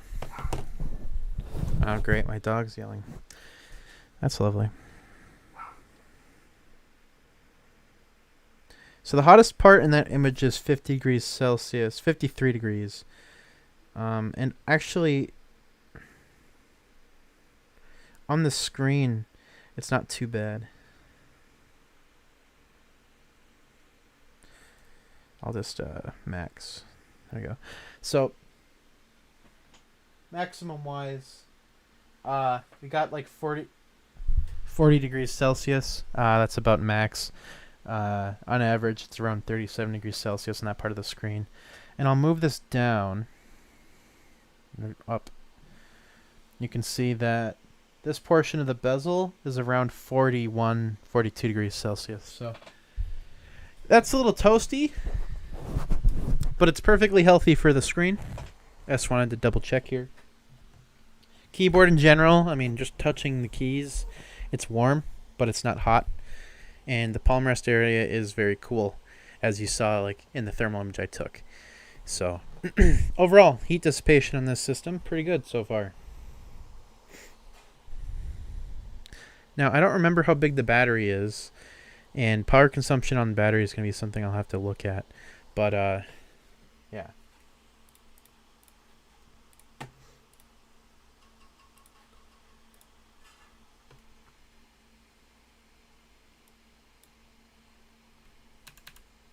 Oh, my camera's still unfocused. Whoops. Yep, sorry.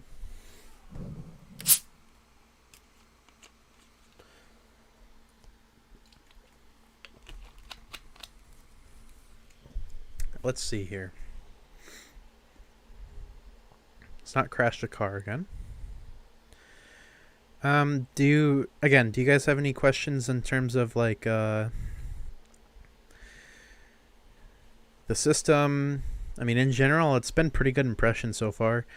The keyboard works well. It's got good like response when you press a key. It's not like you're pressing into like a squishy void like some keyboards can be.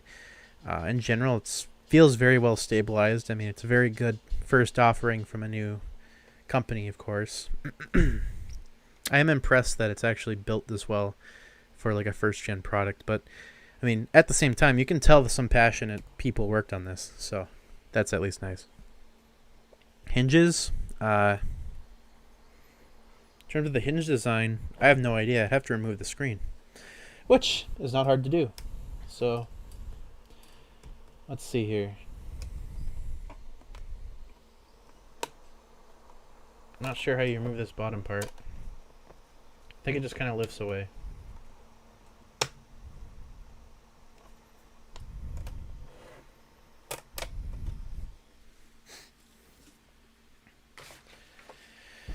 Let's take a peek.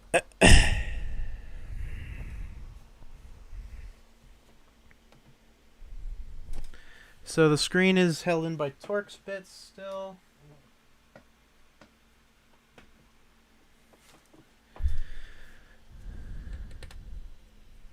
Just unscrew. Whoop. That's a magnet for sure. Where's my little magnetic spot? I used to have one. I'll just connect it to the magnetic bit of my iFixit kit. That'll keep me from losing the screws. Losing display screws is a real pain.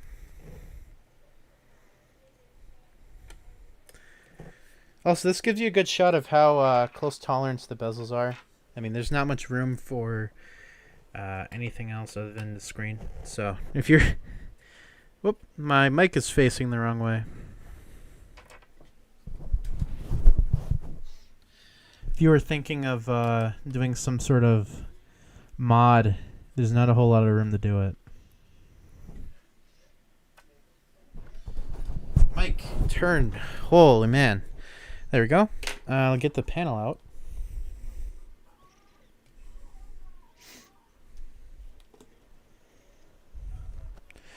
Here we go. Here's your first look at the inner part of the screen. You won't see this anywhere else. At least not yet. But yeah, so there's your hinges, and they're actually glued onto the metal. Now, I'm going to have to take a closer look at this, so hold on.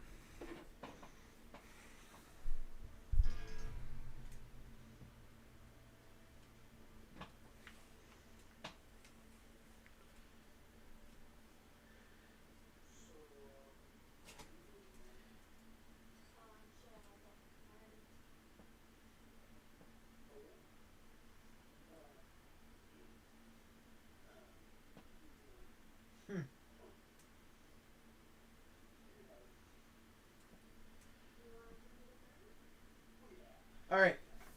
So, after looking, it does look like it's kind of reinforced. I mean, we'll take a look here. It's going to be hard to see on camera. But If we look, you can see that like this panel here, this is obviously glued on, obviously. But there are some little screw spots down in there. Off the mount for once. You see those, the standoff right in there? Right there. Yep. So there's standoffs, and if you look closely, I mean, you guys can't see, but basically the standoffs for the screen. Whoops.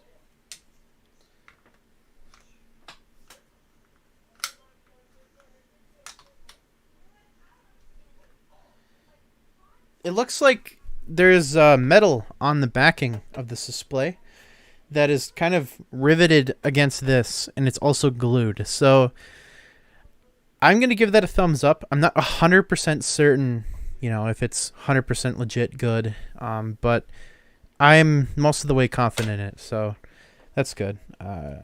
Display is still in good shape, so that's a good sign.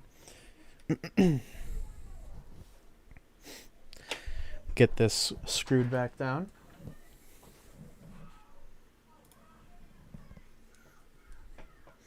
So yeah, overall, no complaint with the hinges so far.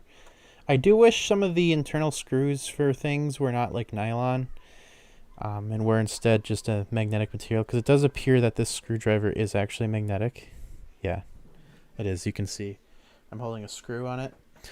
But some of the screws are either like aluminum or just not magnetic for some reason, which is unfortunate and not ideal. However, the nice thing about the way this laptop is designed is if you have backlight bleed, you can just remove the panel and just adjust it until you don't have it anymore. I've also bent LCDs to get rid of backlight bleed. You can do that. You have to try and bend the metal backing, and sometimes it'll stop. Do that at your own risk, though, because you can break the screen.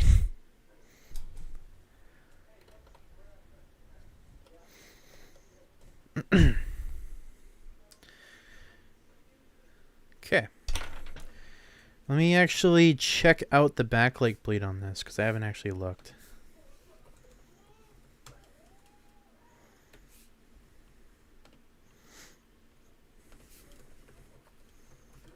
There we go.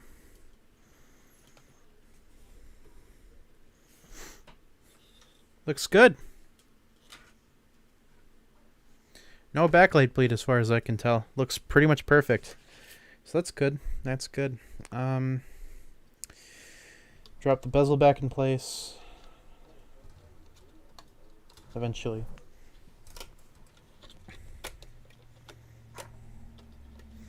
I can figure out how this snaps in here. Nope. There. Looks like we're good to go now, I think. Most of the way. I mean, just in general, this lid, I mean, that's a lot of flex.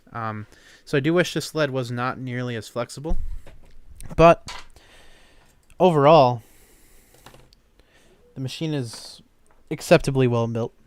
It does kind of come off as like pop can aluminum, unfortunately, which likely was done for cost reasons, just to keep manufacturing low, and you know, they don't probably have the right tooling to make nice high quality aluminum pieces, so you know, it's not like a super nice feeling aluminum. It's like a ProBook aluminum, I guess I would compare it to. Is it OLED? No. I'm seeing a Razer Blade with 2070 Super. No, don't buy a Razer Blade if you do not live in the same country you're buying it from.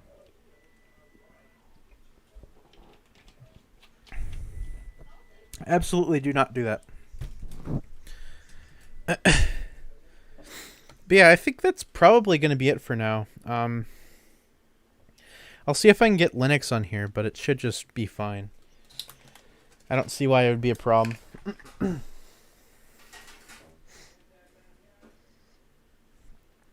Actually, let's try two things at once.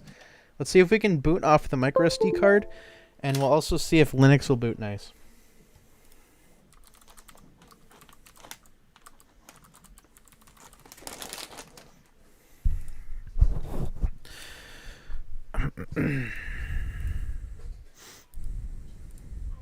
Fully expect them to explode on your head. Nice.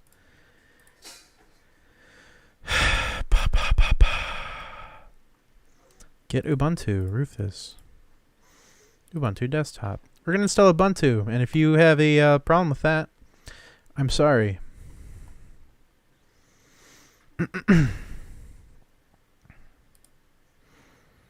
Oh god, that's so slow.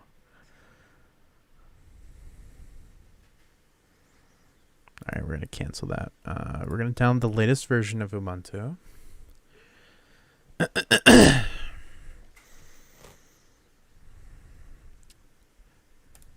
Yep. No. Go look, have fun. Yeah, thanks.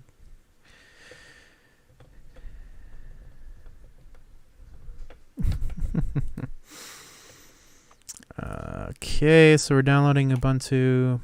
I'll get Rufus downloaded here.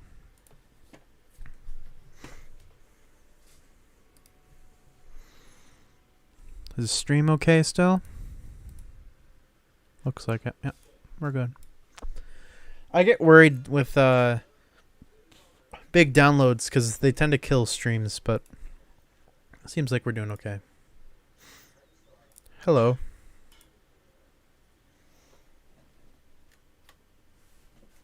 Oh god. There we go. I ordered a 5600X for AliExpress and been customs for a month straight. Dude, that sucks. That is unfortunate, man. No. Okay, there we go. So, no label. I'm going to select Ubuntu.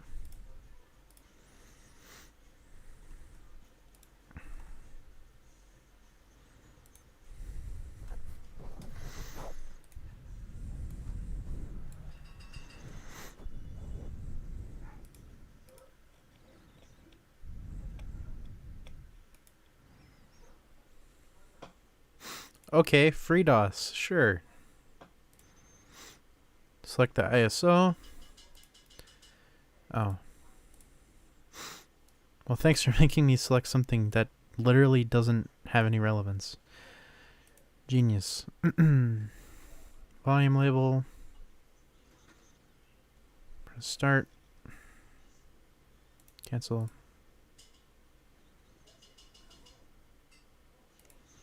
Sure. Yep. Okay. Yep. All right. Yeah. Okay. All right. Not in a hurry since I can't get a GPU. What is this laptop? This is the Framework laptop. It's a fully serviceable Intel-based notebook. It's like a 13-inch panel. It's a 1440p 13-inch-ish laptop. It's what you see in front of you. It's aluminum for the most part. Aluminum lid, aluminum here. I think the bottom's aluminum. If it's not, it's plastic. We've got replaceable ports where you can have like a USB port in place of an HDMI or any number of other options. It's overall pretty cool. Like, here's a Type A port. It just plugs in internally with USB-C. So that's cool. Currently installing the ISO here.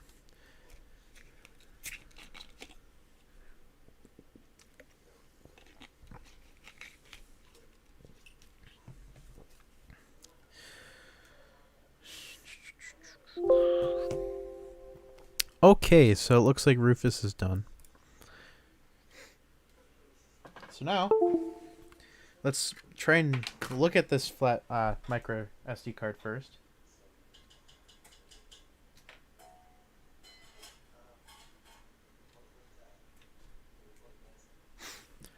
So they stick in most of the way. You can see it sticks out a little, but it's not horrible. just a little, like 2 millimeters maybe. Not a whole lot. So let's try to boot off of this. Now I don't remember. Well, I don't know which key you have to mash to reboot onto a drive. But I will hit all of them. Also, we'll check out the BIOS.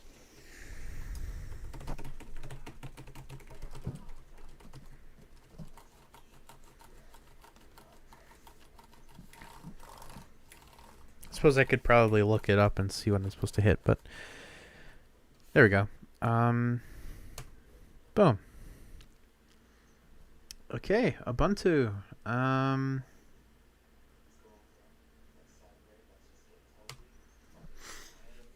Here we go. Code Husky. Hello, ESEC.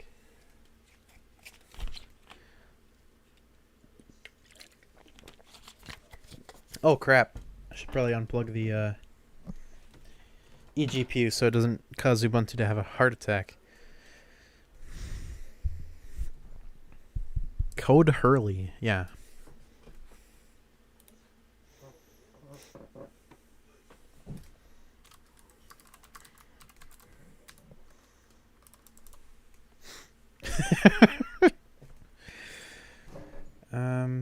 So I wonder how these switches work.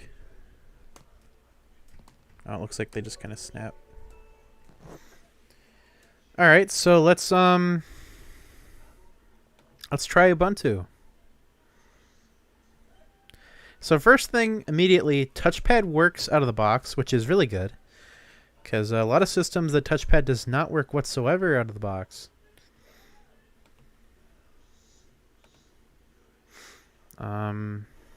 Whoops. Displays. We'll go to 100% scale. Oh.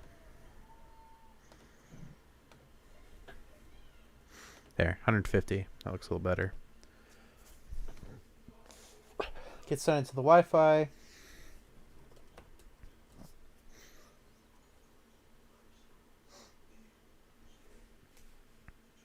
So yeah, you can boot off the micro SD card, which is good to know. Can the laptop stream game and run benchmarks at the same time? That would be pretty crazy.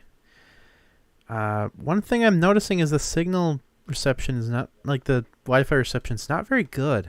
I've had way better reception on this system on well, I've had way better reception in general just on other computers, so that's a little interesting.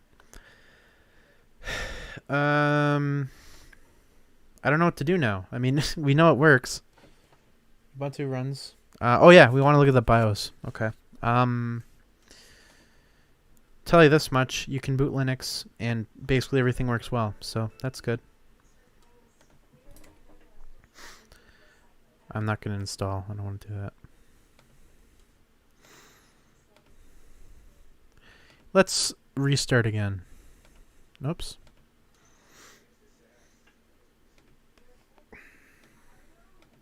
This computer is intended to run well with Linux, so I wasn't exactly surprised. Do you think they'll bring back swappable batteries? I wouldn't be surprised if these guys tried to do that, especially in like a bigger model. And I would be happy if they made like a 15-inch laptop that had like a swappable battery. But you know, we'll see. What is happening?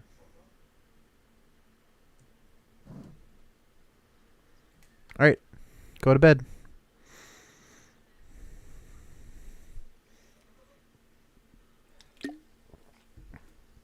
We're in like movie hacker mode.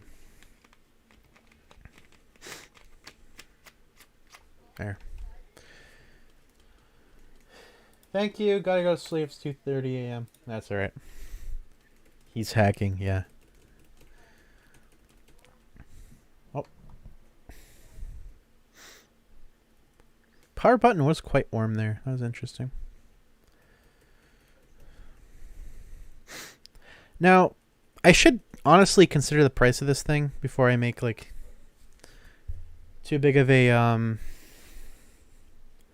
recommendation because, I mean, you have to consider, I mean, 1165 G7, you got aluminum build, you got a nice high quality screen, you got a fingerprint reader, you can literally swap the ports out to whatever you want.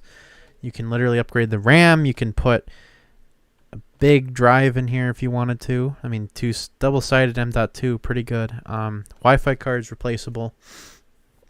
I mean, you got everything. The keyboard's good, at least in my opinion.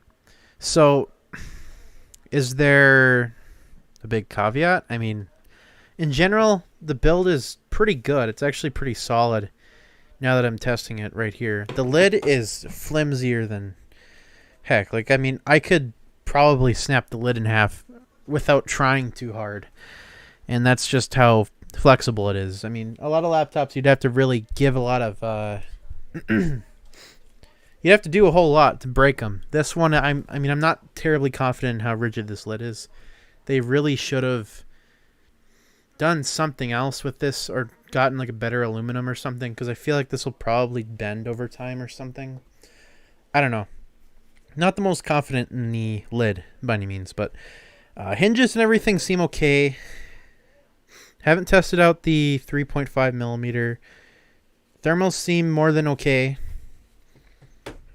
I mean, it's a good base for whatever you want to do with it. I mean, heck, you can just remove the... When I do that, my very potato piece, yeah, you got a TN panel or something. All right, let's reboot to the BIOS since someone is interested in looking at that. Wait a little bit. Troubleshoot, advanced, UEFI. Alrighty. Now I think this is a glass touchpad. Like it's got a glass surface on it or something. The reason why I say that, the way you can generally tell is glass touchpads, they have a little like brighter section near the top when you have direct light on them. So yeah. Let's see how unlocked this BIOS is. Turbo performance.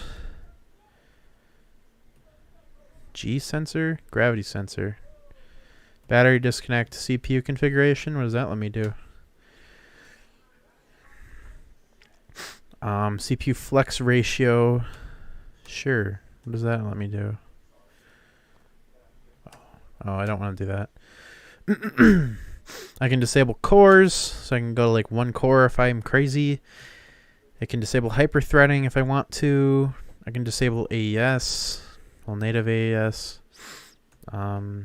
Disable virtualization, disable prefetcher. Okay, that's not a whole lot. TRE, storage passwords, IO, external IO, secure boot, boot. Automatic failover you can disable. That's cool. Not a whole lot. Actually, pretty minimal BIOS. Yeah, that's alright. You should just head to bed if you need to. Yeah, I mean, I do wish Framework opened up the BIOS a little bit, because I do know that they do get more open than that. But, I mean, that's a lot more options than we get with a lot of makers, so I'm not too upset about it. In general, all of the metal is pretty well, like, smoothed off. I mean, I've gotten laptops from Lenovo, HP, etc. that are way, way, way sharper than this. I mean, this has, like, sharp edges on it, so... I mean, they did a good job. I'm definitely not disappointed in the workmanship, by any means. I mean, if I was like, well, I want to use this laptop for work or something, I wouldn't have a problem with this, because this is a very competent 1165 G7 machine. It's going to run most stuff good enough, so no real complaints on my side in terms of the configuration performance-wise, or the build, or the keyboard, or anything. I mean, keyboard backlight looks plenty bright. I mean, I can't really see it here, but turn the lights off, I'd be able to see it just fine. And the keyboard legend has enough contrast where it's not a big deal in the daytime if you have it off, because I literally can see all the keys really well. So yeah, contacting Discord. Alright, sounds good. What's the price? Oh, yeah, I should bring that up. So, considering the caveats and everything else, let me look at my invoice. Invoice. Now, it's important to keep in mind this is like a small production here. My order. Oh.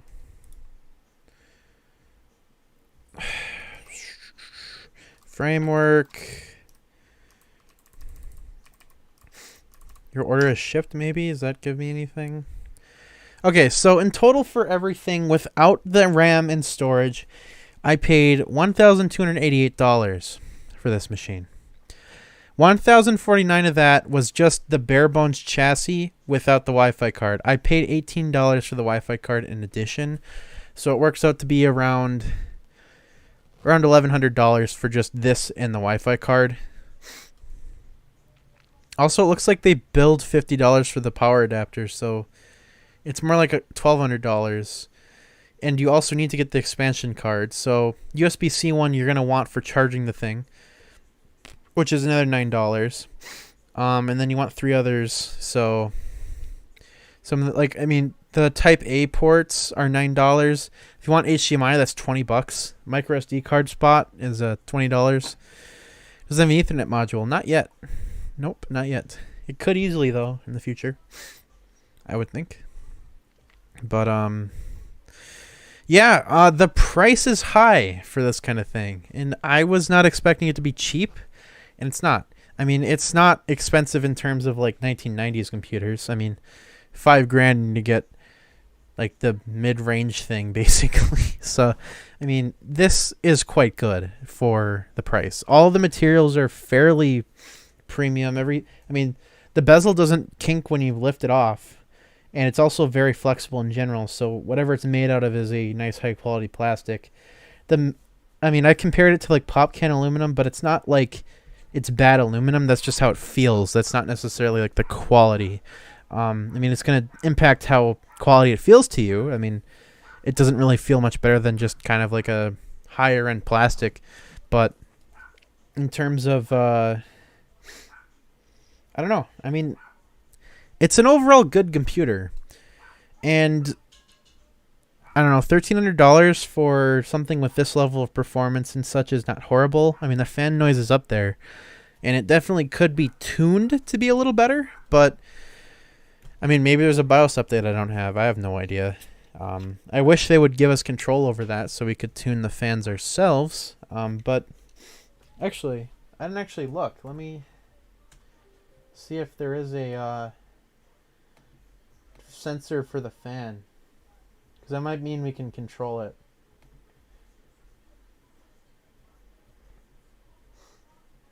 No. Nope. Well, okay. But yeah, so again, in total, I paid $1,288.55, so around $1,300. $88 of that was taxes, so it was more like $1,200. And I also have a bunch of random expansion cards, which account for about maybe $100 of that. So in general, not bad. I do wish it was a little cheaper, but at the same time, I mean, realistically, I didn't pay much for this, especially for how upgradable it is. But again, the RAM I have in here, if I want to get a good kit of RAM, so if you want to buy like 16 gigs of RAM, a $60 RAM kit's now like $100. So add another $100. So now we're more up to like $1,300, $1,400. And then SSD, another good SSD is going to be $100, $200. So now you're up to $1,500, $1,600. And now it's like, well, does that really make sense?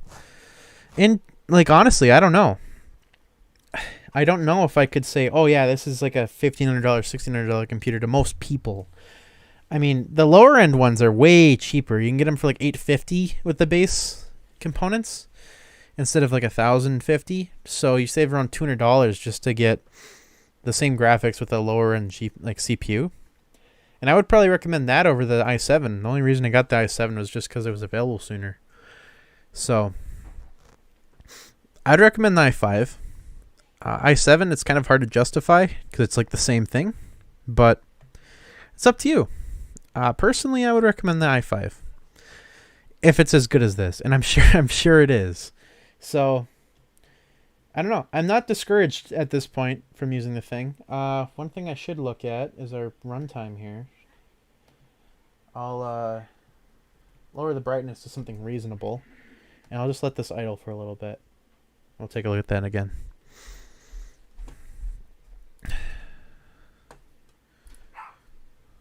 Let's see here. Yeah, so yeah, that's it for now. I think we exhausted pretty much everything. Not really a gaming laptop, so I should also just double check the key rollover.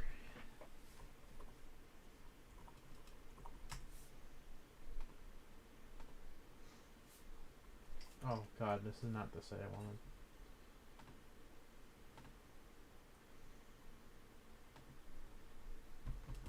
Come on. Looks like the Wi-Fi reception is a bit better in Windows. Weird.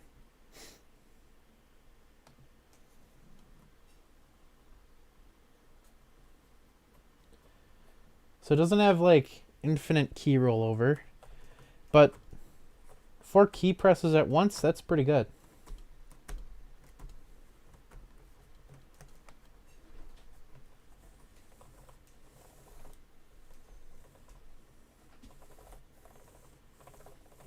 Hi.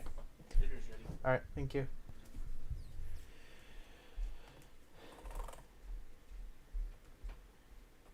Okay, I can press all the WSD keys at once, and control and space, and shift.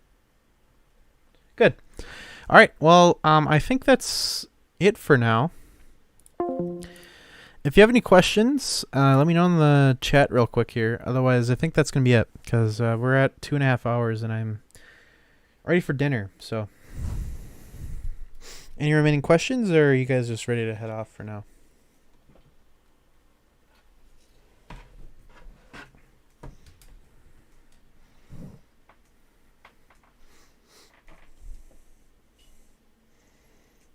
Come on.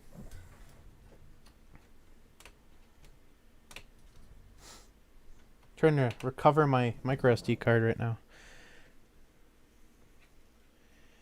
Just got in. All the recording of the stream will be up, so you can always take a look there. Man, it does not want to let go of my micro SD.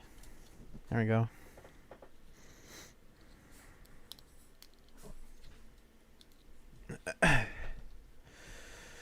Well, thanks for watching, everyone. I'll be heading off now. If you have any questions or anything about this product, you can always leave a comment below. Yeah, that's it for now. Thanks for watching, everybody, and I will see you guys in a video soon. I have a Blade 14 video actually already recorded. I just haven't edited it and uploaded it, so that'll be up later. X1E stuff later as well, and I'll see you guys later.